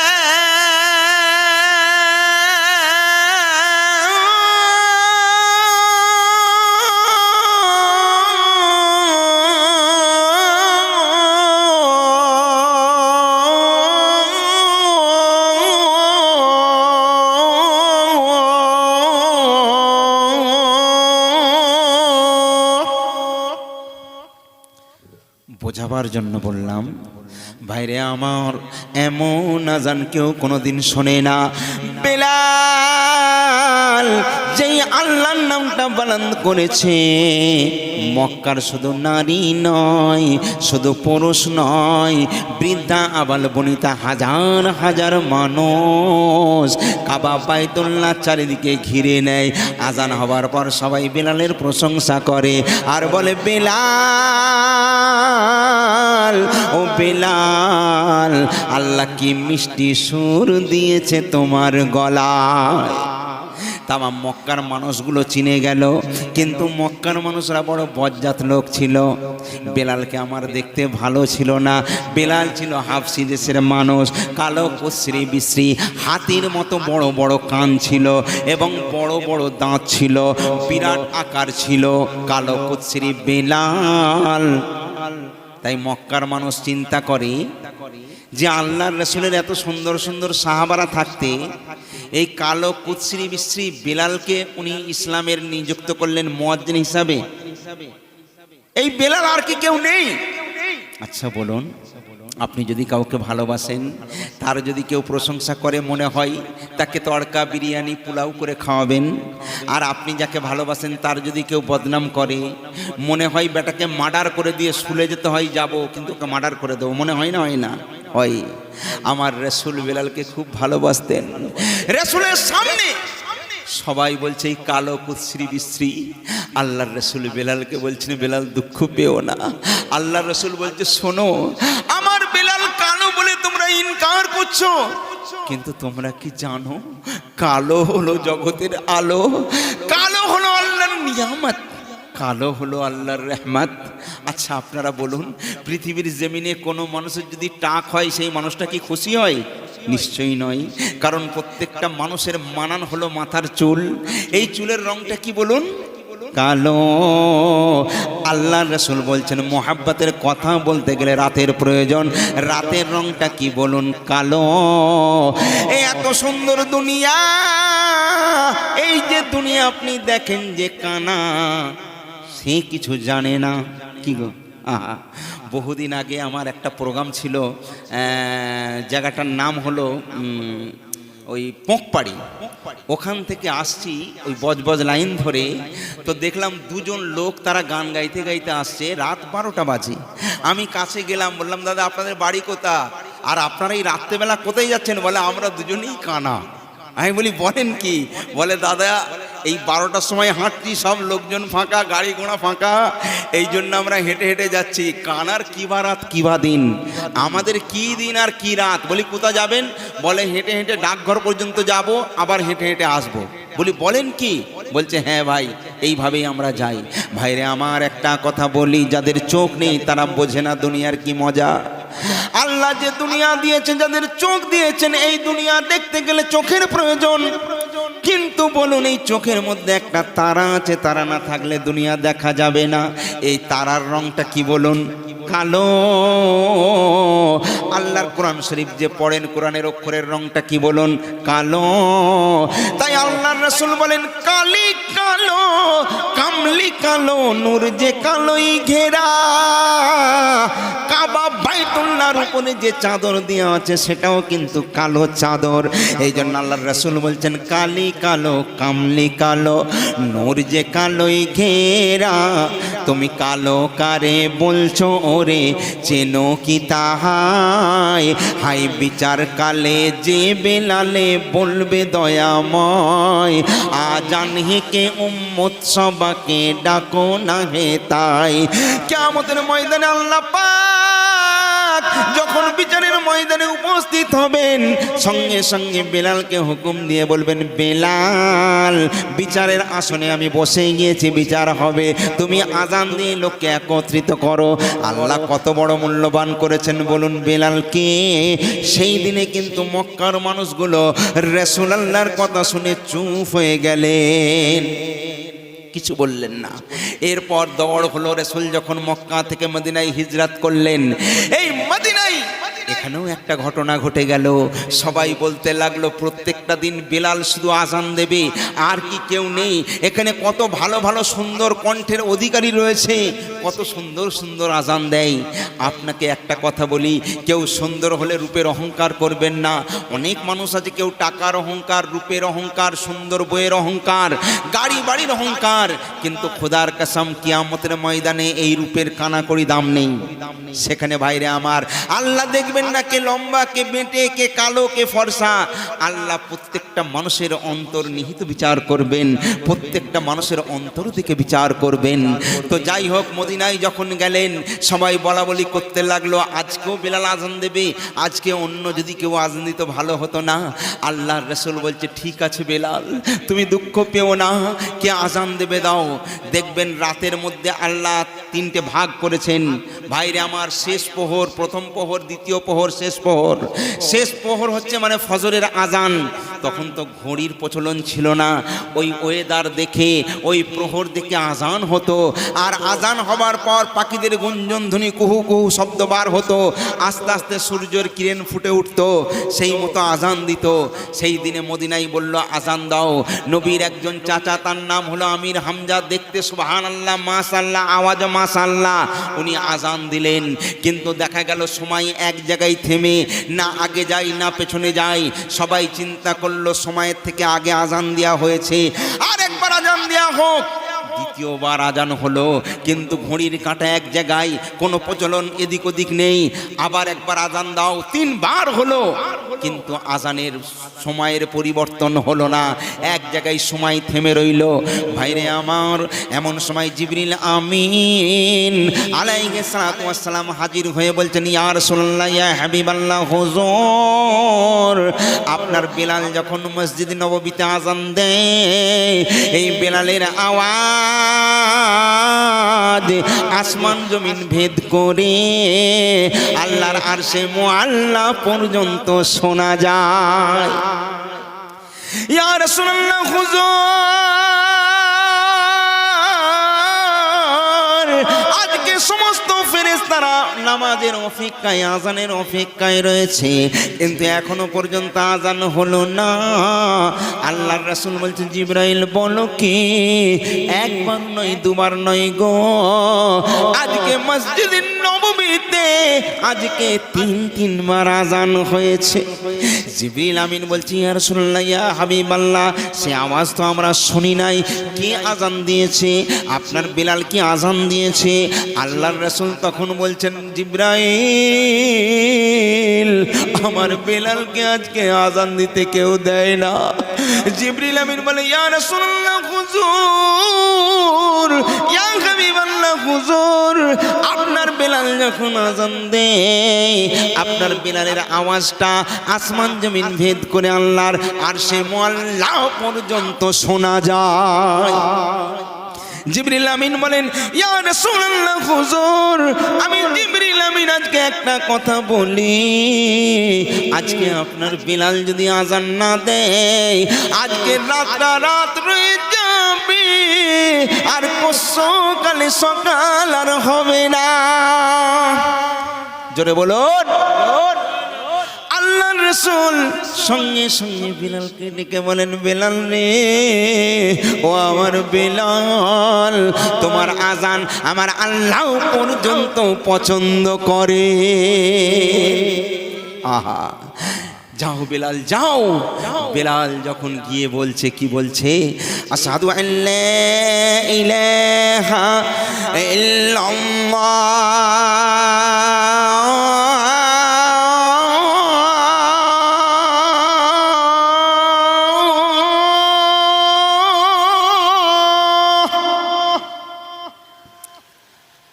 আশহাদু আল্লা ইলাহা ইল্লাল্লাহ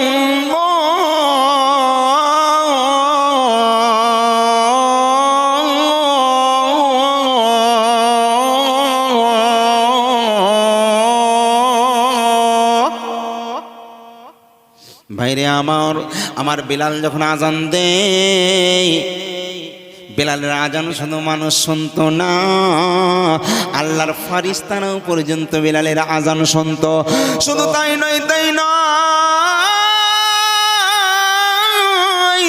জঙ্গলের পশুদের বাচ্চাগুলো মায়েদের দুগ্ধ পান করতে করতে যদি বেলালের আজান শুনতে পেত, সঙ্গে সঙ্গে দুগ্ধ খাওয়া বন্ধ করে দিয়ে চুপ হয়ে যেত।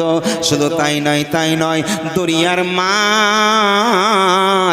মাছগুলো নদীর জলে ভেসে উঠে চুপ হয়ে যেত, কারণ হযরতে বেলাল যখন আজান দিত।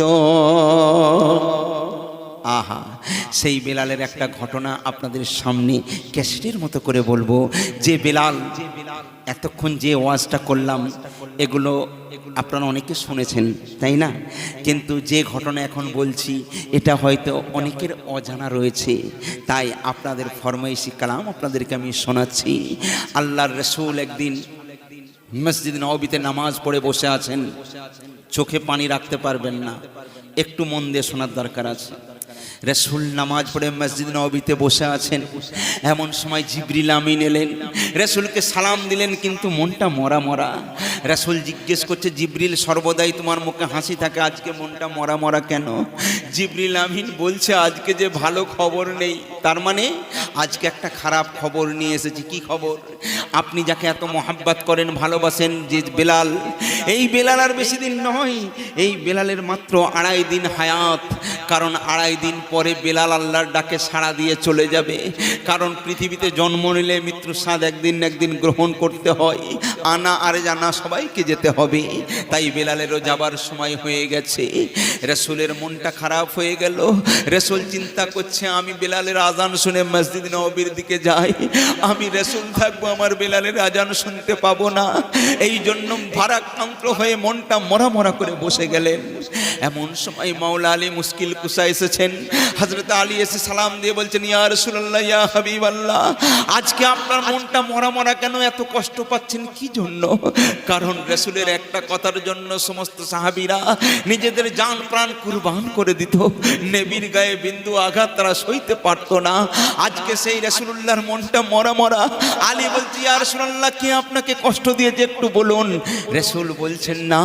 এইবার আলী বলছেন, ইয়া রাসূলুল্লাহ, আপনি কমসে কম বলুন কি করলে আপনার মুখে হাসি ফুটবে। আমি আলী সব সইতে পারি, আপনার মন মরাটা আমি সইতে পারবো না, আপনি বলুন। তখন রাসূল আমার বলছেন, কি বলছেন একটু ক্যাসেটের মতো করে বলছি। আমার রাসূল তখন আলীকে বলছেন, কি? ও শেরে খুদা আলী,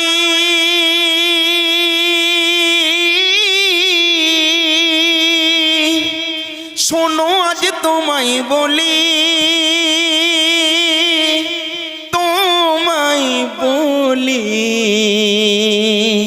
কি বলি? আছে কি এমন কোন মেয়ে এই মদিনায়?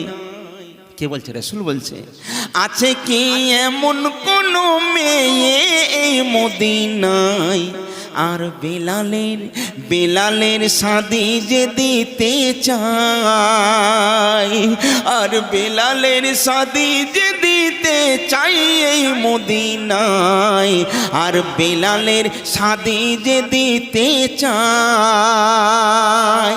আর কি বলছেন? আমাকে ভালোবেসে কত কষ্ট সহেছে, ফালা ফালা করেছে সারা দেহের ছাল গো, সারা দেহের ছাল। আর বয়স তার 40 এখন, খাঁটি বেগুনা মাসুম। বয়স তার 40 এখন, খাঁটি বেগুনা মাসুম। তার উপর খুশি স্বয়ং রব্বে জুল জালাল গো, রব্বে জুল জালাল। আল্লাহর রাসূল বলছে, আলী দেখো, আমার বেলালকে যে বিয়ে করার জন্য রাজি হবে, আমি তার জন্য রাসূলুল্লাহ আমার তরফ থেকে উপহার আছে। কি উপহার? শাদি যে করবে তারে মুক্তি পাবে হাসরে, পাবে হাসরে। আছে কি এমন কোন মেয়ে এই মদিনায় আর বেলালের শাদি যে দিতে চায়। হযরতে আলী বলছেন, ইয়া রাসূলুল্লাহ, ইয়া হাবিবাল্লাহ, আপনি কি বলছেন? পৃথিবীর জমিনে যদি কেউ লুলো হয়, কেউ খোঁড়া হয়, কানা হয়, তারও বিয়ে হচ্ছে না? আমি দেখলাম কিছুদিন আগে একটা নাটা লোক, এইটুকু লোক, এত বড় একটা মেয়ে, কি সুন্দর। আমি বললাম, ওটা কে? বলছে, আমার বিবি। আমি বলি, বলো কি তুমি এরকম নাটার এইরকম? বলে, আমার বউ, আমার ছেলে আরো বড়। আচ্ছা বলুন, নাটাদেরও বিয়ে হচ্ছে, যে হাতে লুলো তারও বিয়ে হচ্ছে, কানা তারও বিয়ে হচ্ছে, তাই না? আল্লাহ বলছে, পৃথিবীতে আমি সব কিছু সৃষ্টি করেছি জোড়ায় জোড়ায়। তাই আলী বলছে, ইয়া রাসূলুল্লাহ, প্রত্যেকটা জিনিসের জোড়া আছে, আল্লাহ জোড়ায় জোড়ায় পাঠিয়েছেন। সবার বিয়ে হচ্ছে, বেলালের জোড় নেই, কে বলেছে? তাছাড়া মক্কা মদিনার মেয়েরা বেলালের জন্য পাগল। যে রাসূলকে ভালোবাসে তাকে সবাই ভালোবাসে, তাই না? বেলাল আপনাকে ভালোবাসে, তাই তামাম মক্কা মদিনার মেয়েরা আপনার বেলালকে ভালোবাসে। কে বলেছে বেলালের বিয়ে হবে না? আপনি একটু অপেক্ষা করুন, আমি যাব, আর আমি এখনই সুসংবাদ, একটা খুশির খবর নিয়ে ফিরে আসব।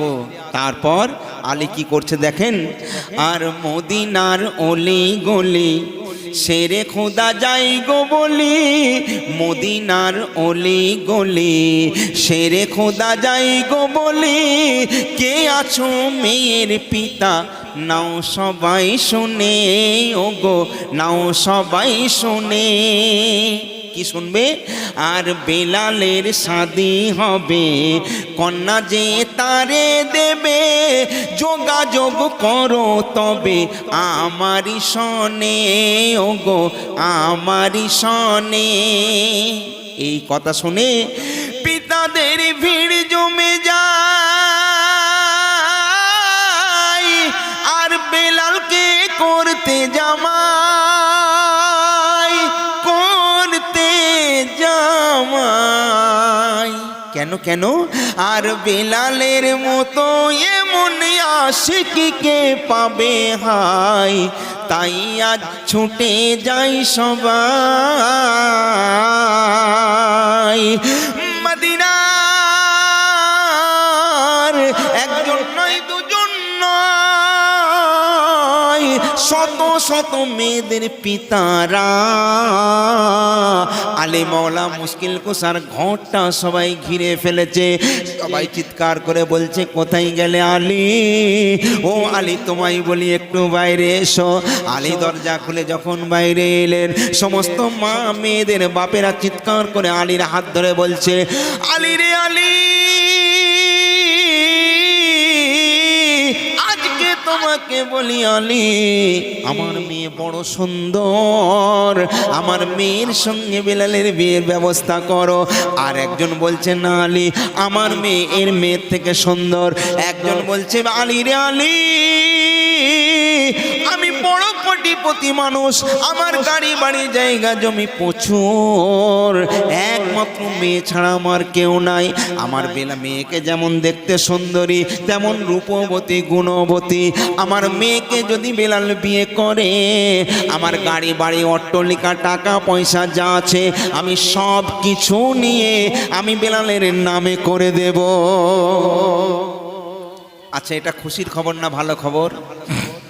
হযরতে আলী বলছেন, সবার কথা শুনে আমার মনটা ভরে গেল, কিন্তু একটা কথা, আজকে যত মেয়ের বাপেরা এখানে এসেছো বেলালকে জামাই রূপে পাওয়ার জন্য, এই বেলাল কিন্তু 2.5 দিনের মেহমান, 2.5 দিন ওর হায়াত, 2.5 দিন পরে আল্লাহর ডাকে সাড়া দিয়ে চলে যাবে। তোমার মেয়ে যে বিয়ে দেবে তার মেয়ে বিধবা হয়ে যাবে। এইবারে বলো, কি রাজি আছো? আচ্ছা বলুন, পৃথিবীর জমিনে মা, যাদের মা আছে তাদের সব আছে। মায়ের নাম হলো দয়াবতী, দরদিনী, মায়াবতী মা। কেন বলুন তো? এ কথা কেন বলা হলো?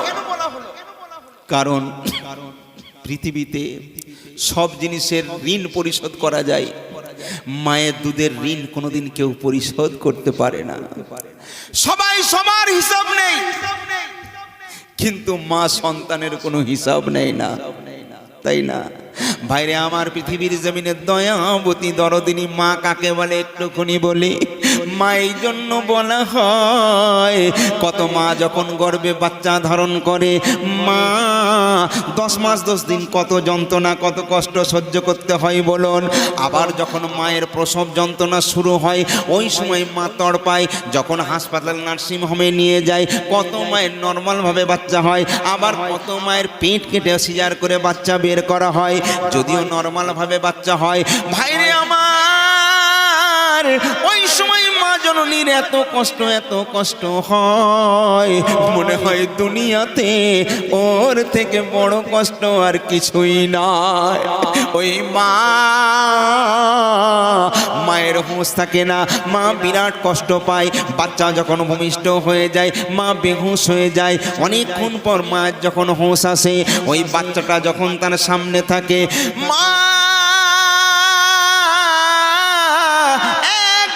নিজের সন্তানকে যখন দেখতে পায় সঙ্গে সঙ্গে বলে ওঠে আমার সোনা, এই বলে মুখে দিয়ে দেয় একটা চুমা।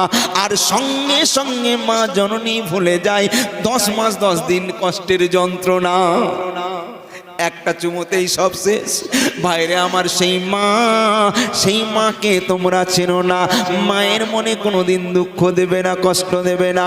ওই মায়ের মতো কেউ হয় না। কি বুঝলেন? যাদের মা আছে তাদের সেবা করবেন। আল্লাহ বলছে আমার পরেই যদি কারো স্থান হয় তো আমি সন্তানদের বলেছি তাদের মা বাপের কদম তলায় তাদের জান্নাত, তাই না? তাহলে মা আর বাপ কি মূল্যবান জিনিস আপনি জানেন? আমি একটা ঘটনা বলবো আমাদের ওপারের, আমাদের গ্রামে, মানে আমার গ্রামের পরের গ্রাম, একটা মেয়ে ছিল, তার নাম ছিল সাবানা। সারা জীবন বলবো এই কথা। সেই সাবানা ছিল কোরআনে হাফেজ। যার সঙ্গে বিয়ে হলো সেও হাফেজ এবং মৌলানা। উনি একদিন বড় বক্তা, ওয়াজ করে ফিরছেন, রাত্রেবেলা হঠাৎ লরির সঙ্গে অ্যাক্সিডেন্ট, স্পট ডেট। সাবানাকে দেখতে খুব সুন্দর ছিল, অতি সুন্দরী, কিন্তু তার গর্ভে বাচ্চা ছিল। বিভিন্ন জায়গা থেকে বিয়ের প্রস্তাব এলো।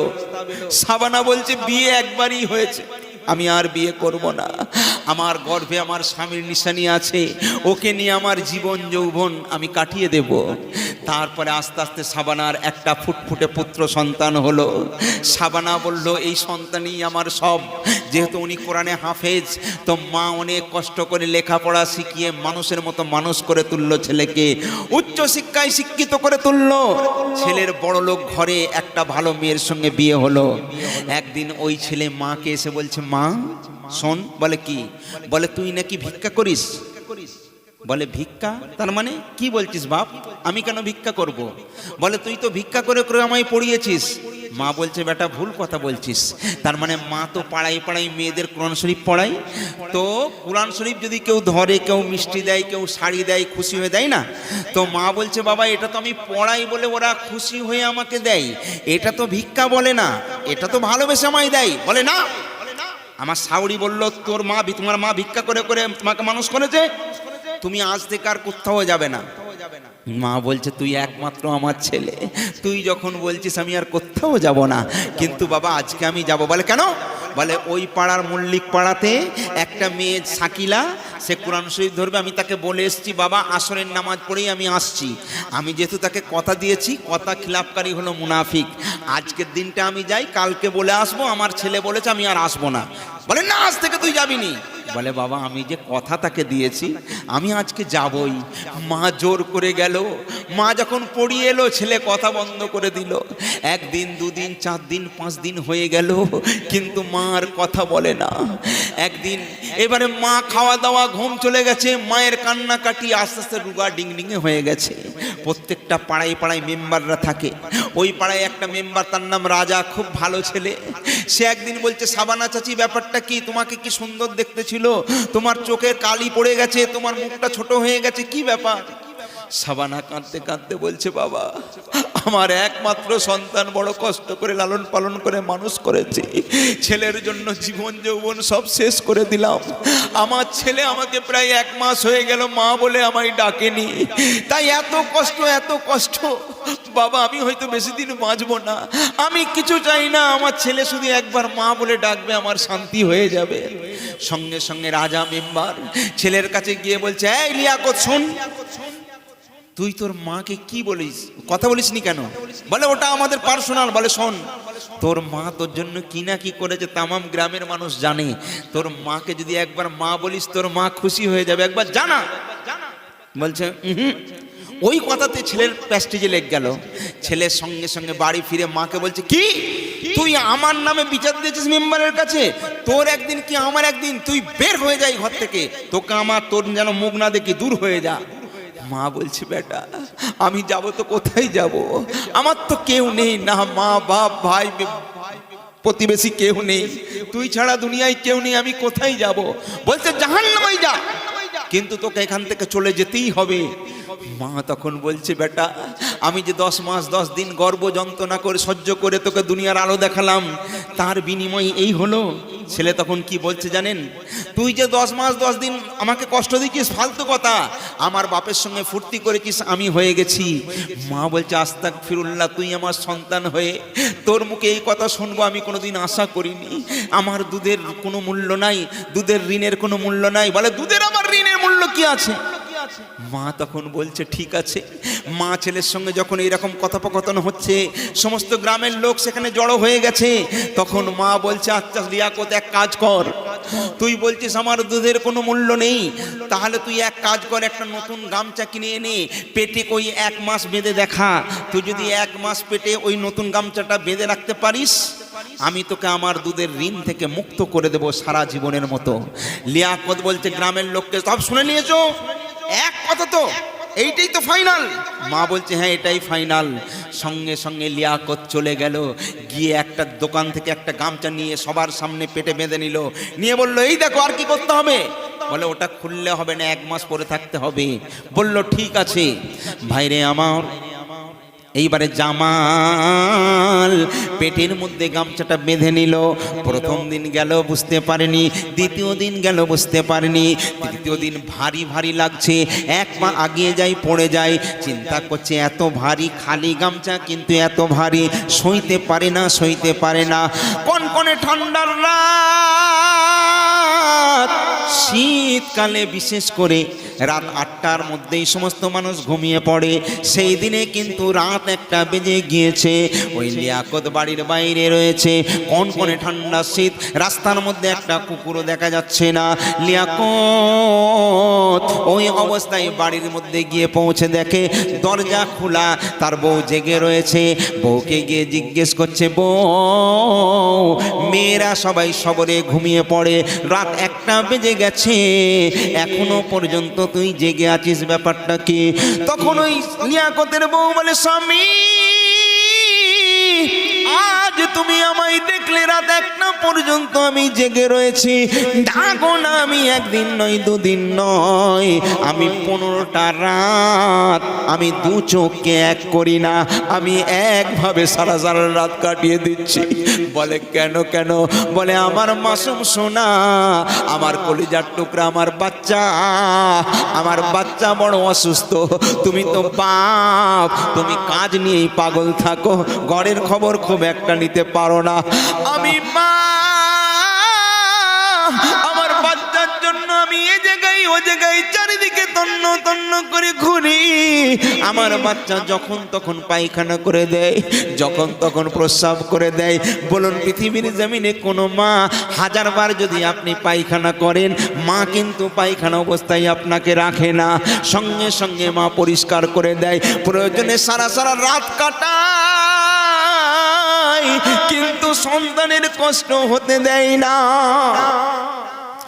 লিয়াকতের বউ বলে, স্বামী তুমি তো মানো যে মা 10 মাস 10 দিন গর্ভে রাখে, সেই মা জানে সন্তানের কদর।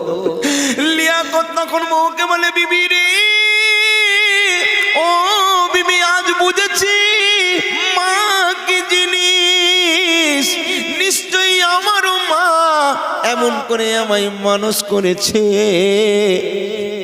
বলে হ্যাঁ গো হ্যাঁ, তোমার মা তার জীবন যৌবন সব কিছু তোমার রাহে লুটিয়ে দিয়েছে, তোমার জন্য কুরবান করে দিয়েছে।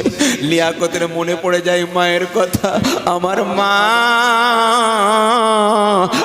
মাকে আমি কত খারাপ কথা বলেছি, কত কষ্ট দিয়েছি। রাত 2টো বেজে গেল, লিয়াকত বাড়ির বাইরে এসে বলে, মা, যেই মা বলে একবার ডাক দেয়, সঙ্গে সঙ্গে মা ছুটে এসে বলে, লিয়াকত। মাও দৌড়ে দৌড়ে আসে, ছেলেও দৌড়ে দৌড়ে যায়। মা ছেলেকে ধরে, ছেলে মাকে ধরে জাপটা জাপটি করে দুজনে কান্নাকাটি করে। লিয়াকত বলছে, মা গো মা, আজ বুঝেছি মা কি জিনিস। মাকে লিয়াকত বলছে, মা গো, আমি 1 মাস তোমার সঙ্গে কথা বলি না, আজকে রাত 2টো বাজে, আজকে আমি তোমায় ডাকার সাথেই তুমি যেন রেডি ছিলে, সঙ্গে সঙ্গে এলে, ব্যাপারটা কি কেমন করে জানলে? মা বলে, ওরে লিয়াকত, ব্যাপারে বেটারে শোন, আমি রাস্তার দিকে শুধু তাকিয়ে থাকি, তুই যখন কাজে যাস আমি রাস্তার দিকে তাকিয়ে থাকি, যতক্ষণ না তুই বাড়ি ফিরিস আমি ততক্ষণ আমি এদিক ওদিক করি না। বাপরে, সবাই আরামের বিছানায় ঘুমায়, শুধু একমাত্র আমি এই দরজার পাশে দাঁড়িয়ে দাঁড়িয়ে অপেক্ষা করি, আল্লাহ কখন আমার ছেলে আমায় মা বলে ডাকবে। তখন লিয়াকত বলে, মা, আজ বুঝতে পেরেছি মা, 10 মাস 10 দিনের যন্ত্রণা মা, আমি 3 দিন এই গামছাটা পরেছি, এখন এত ভারী লাগে, এত ভারী লাগে, আমি চলতে পারি না মা, কিন্তু 10 মাস 10 দিন তুমি আমায় গর্ভের মধ্যে রেখেছো, আমার জন্য খাওয়া ঘুম আনন্দ ফুর্তি সব ত্যাগ করেছো মা, তোমার মূল্য আমি দিতে পারিনি মা, আজকে তোমায় বুঝতে পেরেছি মা গো, আমায় ক্ষমা করে দাও। সঙ্গে সঙ্গে মা চুম্বন দিয়ে বলে, বেটা লিয়াকত রে, আমি মা কোনোদিন তোকে বদদুয়া করি না বাপ, আমি আল্লাহর কাছে সর্বদাই আমি তোর জন্য মঙ্গলের দোয়া করি। জোরে বলবেন না সুবহানাল্লাহ। এর নাম হলো মা, তাই মাকে কোনোদিন কষ্ট দেবেন না। কেন? আল্লাহ পাক বলছেন, মা বাপ হলো আনমোল চিজ, তোমার যদি তুমি যত বড়ই হাজি হও, যত বড়ই আলেম হও, যত বড়ই মুক্তি হও, তোমার মা বাপ যদি তোমার প্রতি সন্তুষ্ট না থাকে সব বেকার। তাই আল্লাহ বলছেন, আর আল্লাহ বলেন কুরআন পাকে, করো মা বাপের সেবা, মা বাপের সেবায় পাবে গো তুমি মক্কা কাবা। জোরে বলুন, মা বাপের সেবায় পাবে গো তুমি মক্কা কাবা। কি প্রয়োজন হজে যাওয়ার, আসল কাবা ঘরে তোমার, তার সেবা করে কজনায়, আসল ছেড়ে নকলে জড়ায়। তাই না বাপ? তাই মা বাপকে কোনোদিন কষ্ট দেবেন না তো। আহা, আল্লাহ যেন প্রত্যেকটা মা বাপের খিদমত করার তৌফিক দান। জোরে বলুন আল্লাহুম্মা আমিন। এইবারে বলি, এ তো গেল মা। আচ্ছা, পৃথিবীর জমিনে যত আমরা বেটা ছেলে আছি, আমাদের ছেলে আছে, মেয়ে আছে, তাই না? বুকে হাত দিয়ে বলুন, সব থেকে বেশি কাকে ভালোবাসেন, আপনার ছেলেকে না মেয়েকে?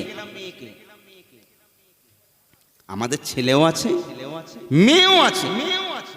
বাপেরা কাকে বেশি ভালোবাসে? আহা হা, আমার বাবাজি বলেছেন ছেলেদের ভালোবাসে। আহা হা, দেখুন হযরতে মুসা কালিমুল্লাহ আল্লাহর সঙ্গে কথা বলতে পারতেন, বুঝলেন না? পৃথিবীতে যত বাপ আছে তো মুসা পয়গম্বর যখন আল্লাহর সঙ্গে কথা বলতেন, একদিন আল্লাহকে জিজ্ঞেস করছেন, আল্লাহ তুমি যখন মানুষের উপরে সব থেকে খুশি হও তখন কি করো? আল্লাহ বলছে, তখন আমি গ্রামে বৃষ্টি বর্ষণ করি। বলল, তার থেকে যদি বেশি খুশি হও? বলে, তখন তার বাড়িতে মেহমান পাঠাই।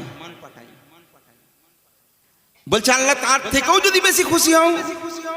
বলে, তখন তার ঘরে আমি কন্যা সন্তান দেই। জোরে বলুন। তাহলে কন্যা সন্তান হলো আল্লাহর রহমত।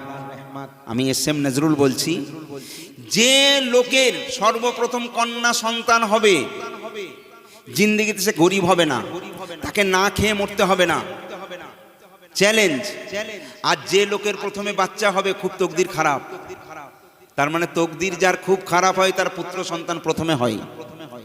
আর যার তকদির খুব ভালো হয়, আল্লাহ যাকে খুব ভালোবাসে, তার ঘরে কন্যা সন্তান দেয়। কি বুঝলেন? পৃথিবীর জমিনে প্রত্যেকটা মেয়ে হলো প্রত্যেকটা বাপের কলিজার টুকরা। কি কোন মেয়ে যদি বলে, আব্বা আমার এই জামাটা চাই আব্বু, বাপের পয়সা না থাকলেও মেয়েকে কষ্ট দেয় না, মা একটু অপেক্ষা কর, পয়সা হলেই আগে চিন্তা করে, আমার মেয়ে বলেছে, মেয়ের জন্য আগে নিয়ে আসে। কি আপনার যতই কষ্ট হোক, মেয়ে যদি এসে একটু হাওয়া করে আপনার মুখে চুম্বন দিয়ে বলে, আব্বু কি হয়েছে, বাপের কলিজাটা ঠান্ডা হয়ে যায়, যাই না? এই জন্য প্রত্যেকটা মা আপনার মেয়ের নাম নাইটি, বিউটি, সিউটি যাই হোক না কেন, প্রত্যেকটা বাপ কিন্তু মেয়ের নাম ধরে ডাকে না, মা। মেয়েকে ডাকলেই মা মা। মেয়ে যদি একবার এসে আব্বা বলে, বাপের কলিজা ঠান্ডা হয়ে যায়, তাই না? আহা, আপনার মেয়ের বিয়ে হয়েছে? যাদের মেয়ের বিয়ে হয়েছে তারা জানে কি কষ্ট। আমি দেখেছি অনেক বাপেরা, যেদিনে মেয়ের বিয়ে হয় সেই দিনে বাপেরা ঠুকরে ঠুকরে কাঁদে, কি কান্না কাঁদে, কিন্তু বাপের অন্তরের খবরটা কেউ বুঝতে পারে না, কেন বাপ কাঁদছে। ভাইরে আমার, যখন মেয়ে শ্বশুর বাড়ি চলে যায় বিয়ে করার পর, ওই মেয়ে যখন আব্বাজানের কাছে গিয়ে বুকে জাপটে ধরে কাঁদে, আব্বাজানকে বলে, আব্বাজান সারা জীবন আপনি আমার কষ্ট পেতে দেননি, আমি যা বলেছি তাই দিয়েছেন আব্বু, আজকে এমন একটা ছেলের সঙ্গে আপনি আমার বিয়ে দিলেন, যে ছেলেকে আমি জানতাম না, চিনতাম না, কোথায় বাড়ি, কোথায় ঘর, কোথায় ঠিকানা, আজকে তার হাতে আপনি তুলে দিচ্ছেন। আব্বাস আমায় ভালোবাসবে কি বাসবে না, আমায় মারবে কি মারবে না, খেতে দেবে কি দেবে না আমি জানি না, আব্বাজান কেমন করে আপনি থাকবেন? বাপ মেয়েকে বুকের মধ্যে জাপটে ধরে কাঁদে, ফুপিয়ে ফুপিয়ে কাঁদে। আর প্রত্যেকটা মেয়েদের বাপ অন্তর থেকে একটা কথা বলে ওঠে, আর প্রত্যেকটা মেয়েকে বাপ সান্ত্বনা দেয় আর বলে, কি বলে? বাপ বলে, আহা কাঁদিস নি রে, কাঁদিস নি রে, কাঁদিস নি রে, কাঁদিস নি রে মায়া মান, পৃথিবীর নিয়ম এমন, আপনকে পর করতে হবে, পর হবে তোর আপনজন। প্রত্যেকটা বাপ, এটা কবি গুলজার সিপাহীর লেখা, উনি বলেছেন, আর কাঁদিস নি রে, কাঁদিস নি রে, কাঁদিস নি রে, কাঁদিস নি রে মায়া আমার, পৃথিবীর নিয়ম এমন, আপনকে পর করতে হবে, পর হবে তোর আপনজন, তাই না? আহা, সেই বাপ পর হয়ে যায়, কিন্তু পর তার আপন হয়, হয় না? হয় না? এখন বলুন, আপনার মেয়ের বিয়ে দেবেন খুব বড় লোক ঘরে, কিন্তু দেখা গেল তার কোনো কিছুর কমি নাই, কিন্তু তার মাত্র 2.5 দিন হায়াত, আপনি বিয়ে দেবেন? বিয়ে দেবেন? দেবেন না। আচ্ছা বলুন, এই কথাটা ওই মদিনার মানুষ চিন্তা করছে, 2.5 দিন হায়াত, তার সঙ্গে বেলালের বিয়ে দেবো, কথা মনে আছে তো? মনে আছে তো? 2.5 দিন মাত্র হায়াত, প্রয়োজনে গলায় কলসি দিয়ে নদীর জলে ডুবিয়ে মেরে দেওয়া ভালো, কিন্তু যার 2.5 দিন হায়াত, তার হাতে মেয়েকে তুলে দেওয়া যায় না। তাই কি ঘটনা ঘটছে শোনেন, মন দিয়ে শোনেন। আর 2.5 দিন হায়াত শুনে, 2.5 দিন হায়াত শুনে, দাঁড়াই না কেউ সেখানে, আলী বলে আল্লাহ পাক হবে কি উপায়, আল্লাহ হবে কি উপায়। আর 1.5 দিন গেল কেটে, একটা দিনই আছে হাতে, বেলালের জোড়া তবে নেই কি দুনিয়ায়, আল্লাহ নেই কি দুনিয়ায়। আলী ভাবছে, বলো একদিনের তরে সাদিকে করবে তারে, করবে তারে। আছে কি এমন কেহ হে তাই এই মদিনায় বেলালকে শাদি যে করতে চায়। দেখুন 2.5 দিনের মধ্যে 1.5 দিন কেটে গেছে, তাহলে কদিন বাকি? একদিন। এইবারে দেখুন ভাইরে আমার, হযরত আলী আস্তে আস্তে রাসূলুল্লাহর দরবারে এলেন, রাসূলকে সালাম পেশ করলেন, কিন্তু মনটা মরা মরা। রাসূল, আল্লাহর রাসূল জিজ্ঞেস করে বিলালের খবর। আলীর মুখে কথা নেই। আমার রাসূলুল্লাহর বুঝতে অসুবিধা হলো না, আমার বিলালের পাত্রের সন্ধান পাওয়া গেল না। মনটা মরা মরা করে ওখানে পড়ে গেলেন। সঙ্গে সঙ্গে আল্লাহ পাক জিবরিল আমিনকে ডেকে বলছে, জিবরাইল, আমার হাবিবুল্লাহর কষ্ট আমি সইতে পারি না, যাও যাও জিবরাইল, জলদি জলদি একটা সুব্যবস্থা করে দাও। রাসূল আর আলী বসে আছেন, হঠাৎ কি দেখা গেল দেখুন। আর হঠাৎ একই খবর এলো। কি খবর? হঠাৎ একই খবর এলো, কন্যা একই আছে ভালো, রাবিয়া নামটি যে তার এসেছে হে তাই, ওগো এসেছে হে তাই। সে এমনি এমনি আসেনি, সব কিছু জেনে বুঝে হয়ে আজ রাজি নিজে, তাই আজ ছুটে এসে নবীকে জানাই, ওগো নবীকে জানাই। রাবিয়া শাম দেশে তার বাড়ি, ছুটতে ছুটতে আল্লাহর রাসূলের কদম তলায় এসে চুম্বন দিয়ে কেঁদে কেঁদে বলে, ইয়া রাসূলুল্লাহ, হুজুর হুজুর, আমি রাবিয়া, আমি শাম থেকে এসেছি, আপনার বেলালকে আমি বিয়ে করতে চাই, আমার সঙ্গে বিয়ের ব্যবস্থা করে দিন।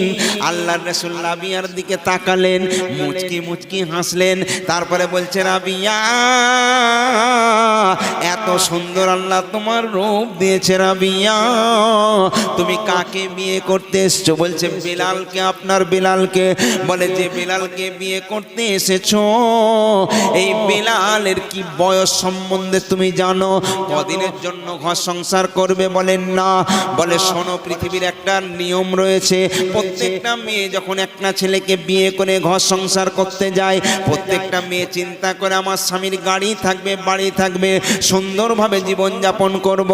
কিন্তু আজকে যাকে বিয়ে করার জন্য এসেছো, আমার বেলাল ক্ষণিকের মেহমান, কিছুক্ষণের মধ্যেই আল্লাহর পেয়ারা হয়ে যাবে, তুমি সারা জন্মের মতো বিধবা হয়ে যাবে। না না না, এখান থেকে চলে যাও। রাবিয়া তখন বলছি, ইয়া রাসূলুল্লাহ, ইয়া হাবিবাল্লাহ, হুজুর আপনি আমার বেয়াদবি নেবেন না হুজুর, একটা কথা আমি বলতে পারি? বলে বলো। রাবিয়া কাঁদতে কাঁদতে বলছে, হুজুর যেদিন কিয়ামতের ময়দানে আল্লাহ বিচার করবেন, আল্লাহ যখন বিচারের আসনে বসবেন, চুলচিরা বিচার করবেন, যার নেকি থাকবে তাকে জান্নাতে দেবেন, যার বদি থাকবে তাকে জাহান্নামায় দেবেন। আমি রাবিয়াও জানি আমাকে সেখানে উপস্থিত হতে হবে। আল্লাহ যখন বলবেন, রাবিয়া দুনিয়া থেকে তুমি কি করে নিয়ে এসেছো? রাবিয়া বলছে, আমি তখন আল্লাহ পাকের দরবারে বলো, মাবুদ আমার দুনিয়ার জমিনে কোনো নেক আমল ছিল না, তবে আমার একটা ভালো সম্পর্ক ছিল। সম্পর্কটা হলো যে নবীর আশিক, নবীর প্রেমিক বেলাল, আমি ওই বেলালের 1 ঘন্টার স্ত্রী হয়েছিলাম। এটা ছাড়া আমার আর কিছু প্রয়োজন নেই, আমার টাকা পয়সার কোনো মূল্য নাই। আমি বেলালকে যদি 1 ঘন্টা রূপে আমার স্বামী রূপে পাই, আমার জীবনটা ধন্য হয়ে যাবে। আল্লাহর রাসূল বলছে, আলী রে আর বিলম্ব নয়, যাও যাও রাবিয়ার সঙ্গে বেলালের বিয়ের ব্যবস্থা করো। বিয়ে শাদী হয়ে গেল। প্রত্যেকটা মানুষের জীবনে একটা মূল্যবান রাত আসে, ওই রাতটার নাম হলো বাসর রাত। আল্লাহর রাসূল একটা সুন্দর ঘর করে বলছেন, রাবিয়া আর আর বিলালকে বলছে জলদি জলদি যাও, তোমাদের হাতে সময় খুব কম, আল্লাহর ডাকে সাড়া দিয়ে তোমায় চলে যেতে হবে, কিছুক্ষণ প্রেমালাপ করে নাও। এইবারে রাবিয়া আর বিলাল ওই ঘরের মধ্যে প্রবেশ করলো। রাবিয়া বিলালের হাতটা ধরে কাঁদে, আর বিলাল রাবিয়াকে দেখে আর ঝরঝর করে কাঁদে। রাবিয়া জিজ্ঞেস করে, স্বামী এই খুশির মুহূর্তে এমন করে কেন কাঁদেন? বিলাল বলে, রাবিয়া আমি কালো বলে তামাম মদিনার মানুষ আমায় কত ইনকার করেছে, ঘৃণা করেছে, আমায় মদিনার কাক বলে সবাই ডাকতো, কিন্তু আমার কত ভাগ্য, কত বড় ভাগ্য দেখো, আমি তোমার মতো সুন্দরী রাবিয়া, আজকে রাবিয়াকে স্ত্রী রূপে পেয়েছি, কিন্তু এই সুখ আমার কপালে সইল না, আমার কিন্তু এটা কষ্টর কান্না নয়, আজকে তোমাকে পেয়েছি তাই আনন্দের কান্না আমার চোখ থেকে বয়ে যায়। রাবিয়া বলে, স্বামী চোখের পানি মুছে নিন। শাড়ির আঁচল দিয়ে বেলালের চোখের পানি মুছিয়ে দিল। স্বামীকে বলছে, স্বামী একটুখানি বসুন।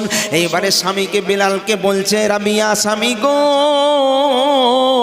আপনি এক কাজ করুন, আপনার মাথাটা আমার কোলে দিন। বলে, কেন?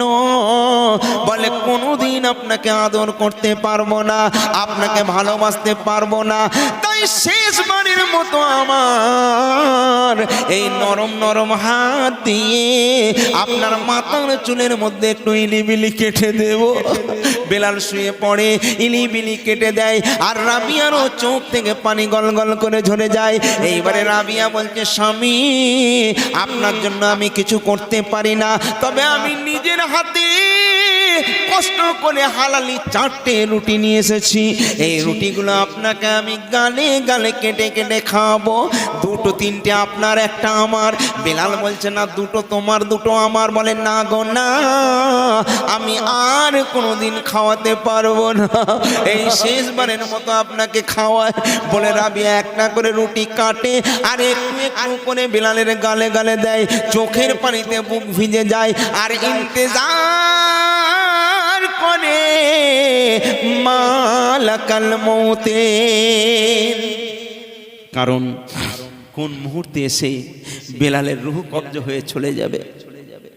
দেখবেন হিল্লাই রুজি বাহানাই মৌত, তাই না? আহা, আপনাদের কষ্ট হচ্ছে না তো? আরো 10 মিনিট লাগবে বলতে, অসুবিধা নেই তো? আহা, একবার মোহাব্বতের সঙ্গে দরুদ শরীফ পড়েন, আল্লাহুম্মা।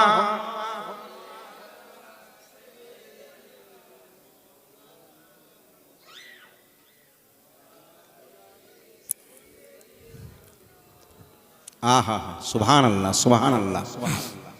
এই দেখুন কিছু মানুষ বলছে যে কোনো মাধ্যম দেওয়া যাবে না, আমার মাথায় আসেনি। কোরআন শরীফে লেখা আছে, অবতাগু ইলাইহিল ওয়াসিলা, ওসিলা ছাড়া কিছু হয় না। আমার বাপ আমার মাকে যদি বিয়ে না করতো, তাদের মিলন যদি না হতো, আমার জন্ম হতো কি ভাই? আমি যে কথাটা বলছি, মাইক্রোফোন থেকে মুখটা সরিয়ে নিলে কথাটা জোরে হবে, তাহলে মাইক্রোফোনটা মাধ্যম হলো না? হলো না? হিল্লাই রুজি বাহানাই মৌত, আপনাকে চেয়ে নিতে হবে। আপনার সবকিছুর মালিক আল্লাহ, আল্লাহ খালি হুকুম করেন, এই আপনি মালিকের কাছে গেলেন, মালিক আমার চাল চাই, মালিক বললো যাও জব্বার সেখানে আছে, চল যাও জব্বারের কাছে গিয়ে বলো, জব্বার চাল দাও। কেন? মালিক বলেছে। তার মানে আল্লাহ বললো তাই আমরা যে চাইছি, তাই না? তাহলে আল্লাহ ছাড়াও কারোর থেকে চাইছি তো? কি গো, ভালো করে বুঝুন। আপনি দোকানদারের কাছে গিয়ে বলছেন, দাদা 1 কিলো চাল দিন, 1 কিলো ডাল দিন, চাইছেন তো? তার মানে চাইতে গেলে হাতটা আপনার নিচু থাকে, আর যে দেয় তার হাতটা উঁচু থাকে, তাহলে লেনেওয়ালার হাত সবসময় নিচু থাকে। আর আল্লাহ বলছে, আমি মনে করলে সেকেন্ডের মধ্যে মরাকে জিন্দা করতে পারি, জিন্দাকে মুর্দা বানাতে পারি, মনে করলে সঙ্গে সঙ্গে সেকেন্ডের মধ্যে আমিরকে ফকির বানাতে পারি, ফকিরকে দেশের বাদশাহী দান করতে পারি। পারে না? পারে না? না হলে আর কি বলবো, অনেক কিছু ব্যাপার। তো যাই হোক, রাবিয়া ইন্তজার করছে, ঠিক মনে আছে? ওই জায়গায় অপেক্ষা করছে। এইবারে দেখুন আসল ঘটনা। ওই রাস্তা দিয়ে একটা ভিখারি যাচ্ছে। ভিখারি 3 রকম আছে, কেউ ফকির ভিখারি আছে পেটের জন্য চায়, আবার কেউ ভিখারি আছে তাদের এখানে লোক কিছু দিলে নেই, চেয়ে নেয় না। আবার এক ধরনের ফকির আছে যারা হচ্ছে হক ফকির, তারা আল্লাহ খাওয়ালে খায়, না হলে উপোস করে থাকে, কোনো মানুষকে গ্রাহ্য করে না, চল ফট, আল্লাহ খাওয়ালে সে খায়, সে হলো হক্কুল ফকির। এরম একটা ফকির ওই গ্রামে ঢুকেছে, তার কাঁধে আছে তার মা। মা বলছে বেটা আমায় খিদে লেগেছে। ফকির বলছে মা খিদে লেগেছে, কিন্তু বাহানাই তো চাইতে হবে। তাই ফকির কি বলছে দেখেন, এক ফকির আসিয়া কয়, আজ নাও শুনে সবাই, আমার মাকে তো খিদে লেগেছে, আজ একটা রুটি যে আমারে দেবে মা গো, আমি তার জন্য দোয়া করবো, আমার তো পয়সা নেই। কি দোয়া? আর তার স্বামীর ওই হায়াত বেড়ে যাবে, জোরে বলুন, আর তার স্বামীর ওই হায়াত বেড়ে যাবে। এক ফকির আসিয়া কয়, আজ নাও শুনে সবাই, একটা রুটি যে আমার দেবে মা গো, তার স্বামীর ওই হায়াত বেড়ে যাবে। এদিকে একটি রুটি ছিল দেখো রাবিয়ারি হাতে, আর ছুটে গিয়ে ফকিরকে দিয়ে অঝরে কাঁদে। রাবিয়ার কান্না দেখে ফকির বলে উঠিল, কাঁদে কিসের কারণে মা আমারে খুলে বলো। রাবিয়া বলছে তুমি তো আমার মতো একটা মানুষ, তোমার কি ক্ষমতা আছে, তুমি কি করতে পারো? হ্যাঁ, ফকির তখন বলছে মা ভুল করছিস, ভুল বলছিস। শোনো, পৃথিবীর জমিনে অনেক রকম পাথর আছে, মার্বেলের ঘর আছে, অনেক রকম পাথর, নুড়ি পাথর পাওয়া যায়। কি গো, ওই পাথরের যে মূল্য, আর যারা হজ করতে যায় হাজরে আসওয়াদ পাথর চুম্বন করে আসে, ওই পাথরের মূল্য কি এক? দুটোই পাথর। আপনার নাম জব্বার, আপনি 1000 জায়গায় আপনার জব্বার জব্বার জব্বার লিখে খালি বিলি করুন কাগজে, লোক পা দিয়ে মারিয়ে চলে যাবে, কেউ ইজ্জত করবে? কিন্তু ওই কাগজে যদি একটা জায়গায় লেখা থাকে মমতা ব্যানার্জি, ওই কাগজটার কত মূল্য? কি গো, ওই একটা কাগজের দাম লাখ টাকা, আপনার 1000টার নামের দামের কাছে এই নাম এক হবে? এক ওজন হবে? হবে না, হবে না। ফকির বলছে মা এ তোকে বোঝানো যাবে না, তবে শোন, সবাই মানুষ, কিন্তু তার মধ্যে অনেক পার্থক্য আছে, তোতে আমাদের আসমান জমিনের পার্থক্য। আমি এমন একজন ফকির, বন্দুকের গুলি মিস হতে পারে, কিন্তু আমার জবানের কথা মিস হতে পারে না। বলে বলো কি বাপ? ফকির বলছে আমার আল্লাহ বিনিয়াদ রাখবে এই ফকিরের লাজ, আর মরা গাছে ফুল যাবে তোর ফুটে। জোরে বলুন, আরে চিৎকার করে বলুন, আর মরা গাছে ফুল যাবে তোর ফুটে মা গো, তোর স্বামীর ওই হায়াত বেড়ে যাবে। রাবিয়া বলে বাবা তাহলে তো আমি ঠিক জায়গায় রুটিটা দিয়েছি, তোমাকে দিয়ে দিয়েছি বাবা, আমার স্বামীর এখনই রুহ কবজা হয়ে যাবে। হ্যাঁ বাবা। ফকির তখন বলছে নুন খেলে তো গুণ গাইতে হয়, তোর ঘর কই? বলে ওই তো। বলে চল ঘরে চল। মাকে বলছে মা নামো। রাবিয়াকে তখন ফকির বলছে কি, আর সব কথা শুনে ফকির দরজার পাশে যাই বসিয়া, সব কথা শুনে ফকির দরজার পাশেতে যাই বসিয়া, আর মালেকাল মউত আসে রুহির ঝুলি নিয়া। ফেরেশতা কইও গো ফকির এখান হতে সরে যাও, আর বেলালের জান্নিতে আমায় সুযোগ একটু করে দাও। তখন ফকির বলছে কেডা? বুঝলেন না, এমন তাড়া মেরেছে আজরাইলকে, মাথা খারাপ। হ্যাঁ, বলে আজরাইল চমকে উঠেছে, বলে সর্বনাশ, সাহস কি বেটা? আচ্ছা এই আজরাইলকে আপনারা চেনেন? আল্লাহর লক্ষ কোটি কোটি অসংখ্য বেসুমার ফারিস্তা, তার মধ্যে 4টে ফারিস্তা হলো সর্বোত্তম। একটা হলো জিবরিল আমিন, ইসরাফিল, মিকাইল এবং আজরাইল, এই 4 জনের মধ্যে ইনি একজন। সামান্য ব্যাপার নাই, একে বলে মালাকাল মউত। দেখলে মাথা খারাপ। তাকে ফকির বলছে আজরাইল চমকে উঠে বলছে, তুই আমায় চিনিস না বেটা? শোন, সামান্য একটা নাদান বান্দা বলিস কি? আমার নাম কি জানিস? আজরাইল। আমার নাম, যার বুকে হাত রাখি বার করে নেই তার কাল ঘাম। আজরাইল আমার নাম। ফকির বলছে, আরে বাপরে বাপ, তুমি তো বিরাট ফেমাস, তোমার অনেক নাম শুনেছি, তো হঠাৎ এখানে উদয়? আজরাইল বলছে, শোন, আল্লাহর বিনা হুকুমে গাছের একটা পাতা নড়ে না। আজকে আমি যে এসেছি আল্লাহর হুকুমে, আমি নিজের ইচ্ছেই আসি না। তাই আজরাইল বলছে, আমি আল্লাহর হুকুমে আজ এসেছি এখানে। এ আজরাইল কারো বাধা না মানবে গো, বেলালের জান কবজ করে ছাড়বে। ফকির বলছে, তোমার কাজ তুমি করবে, আমি বাধা দেবার কে? কিন্তু দেখাই যখন হলো, একটা প্রশ্ন করব। ফেরেশতা বলছে, আমি একটা কেন, 20টা কর। বলে না, একটা হলেই চলবে। বলে কি? বলছে, তুমি যে এখানে এসছো আল্লাহর হুকুমে। মানে অবশ্যই। বলে আল্লাহ কি বলেছে? বলছে, আল্লাহ বলেছে রাতের দ্বিতীয় প্রহর, মানে রাত 12টা 1 সেকেন্ড এদিক ওদিক হবে না, সেই মুহূর্তে গিয়ে বেলালের রুহ কবজ করবে। বলে তাই নাকি? সত্যি বলছো? ফেরেশতা বলছে, আয় লাও কথা। ফেরেশতা আবার মিথ্যা বলে নাকি? বলে তাহলে কেটে পড়ো। বলে কেন? বলে 12টা 1 মিনিট হয়ে গেছে। জোরে বলুন না সুবহানাল্লাহ। ফকির বলছে, ফকির বলে, ও আজরাইল, দেখি তুমি কি করে আর বেলালের ওই রূহ খানা কবজ করে নিয়ে যাও কেড়ে। আর খপ করে রুহের ঝুলে দেখো কেমন কাটতে যায়।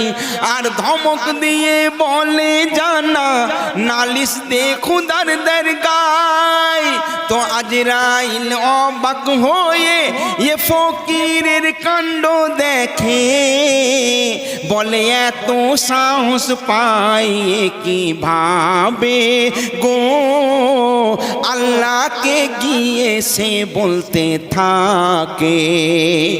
ও ভাই, আচ্ছা বলুন, ফেরেশতা কিসের তৈরি? জানেন না? ফেরেশতা কিসের তৈরি? নূরের তৈরি। আদম কিসের তৈরি? মাটির তৈরি। দাম বেশি কার, নূরের না মাটির?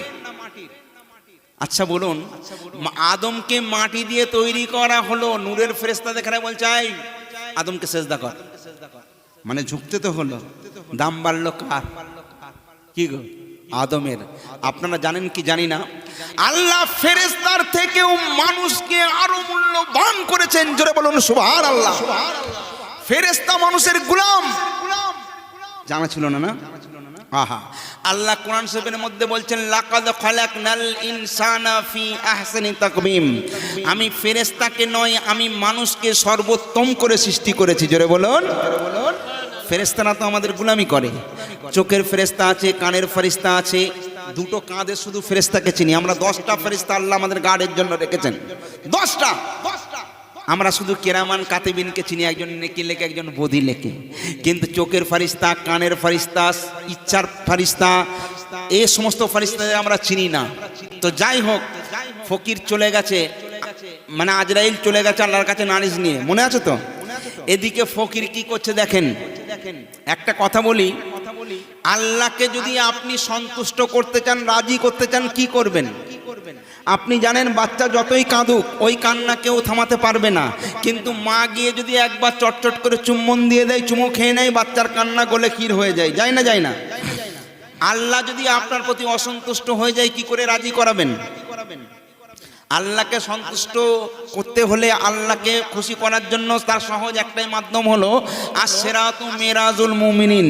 একমাত্র নামাজই হলো প্রধান মাধ্যম। নামাজের মাধ্যমে আল্লাহর নৈকট্য লাভ করা যায়, আল্লাহকে রাজি আর খুশি করা যায়। বুঝে গেল? তবে কেমন নামাজি আমি জানি না।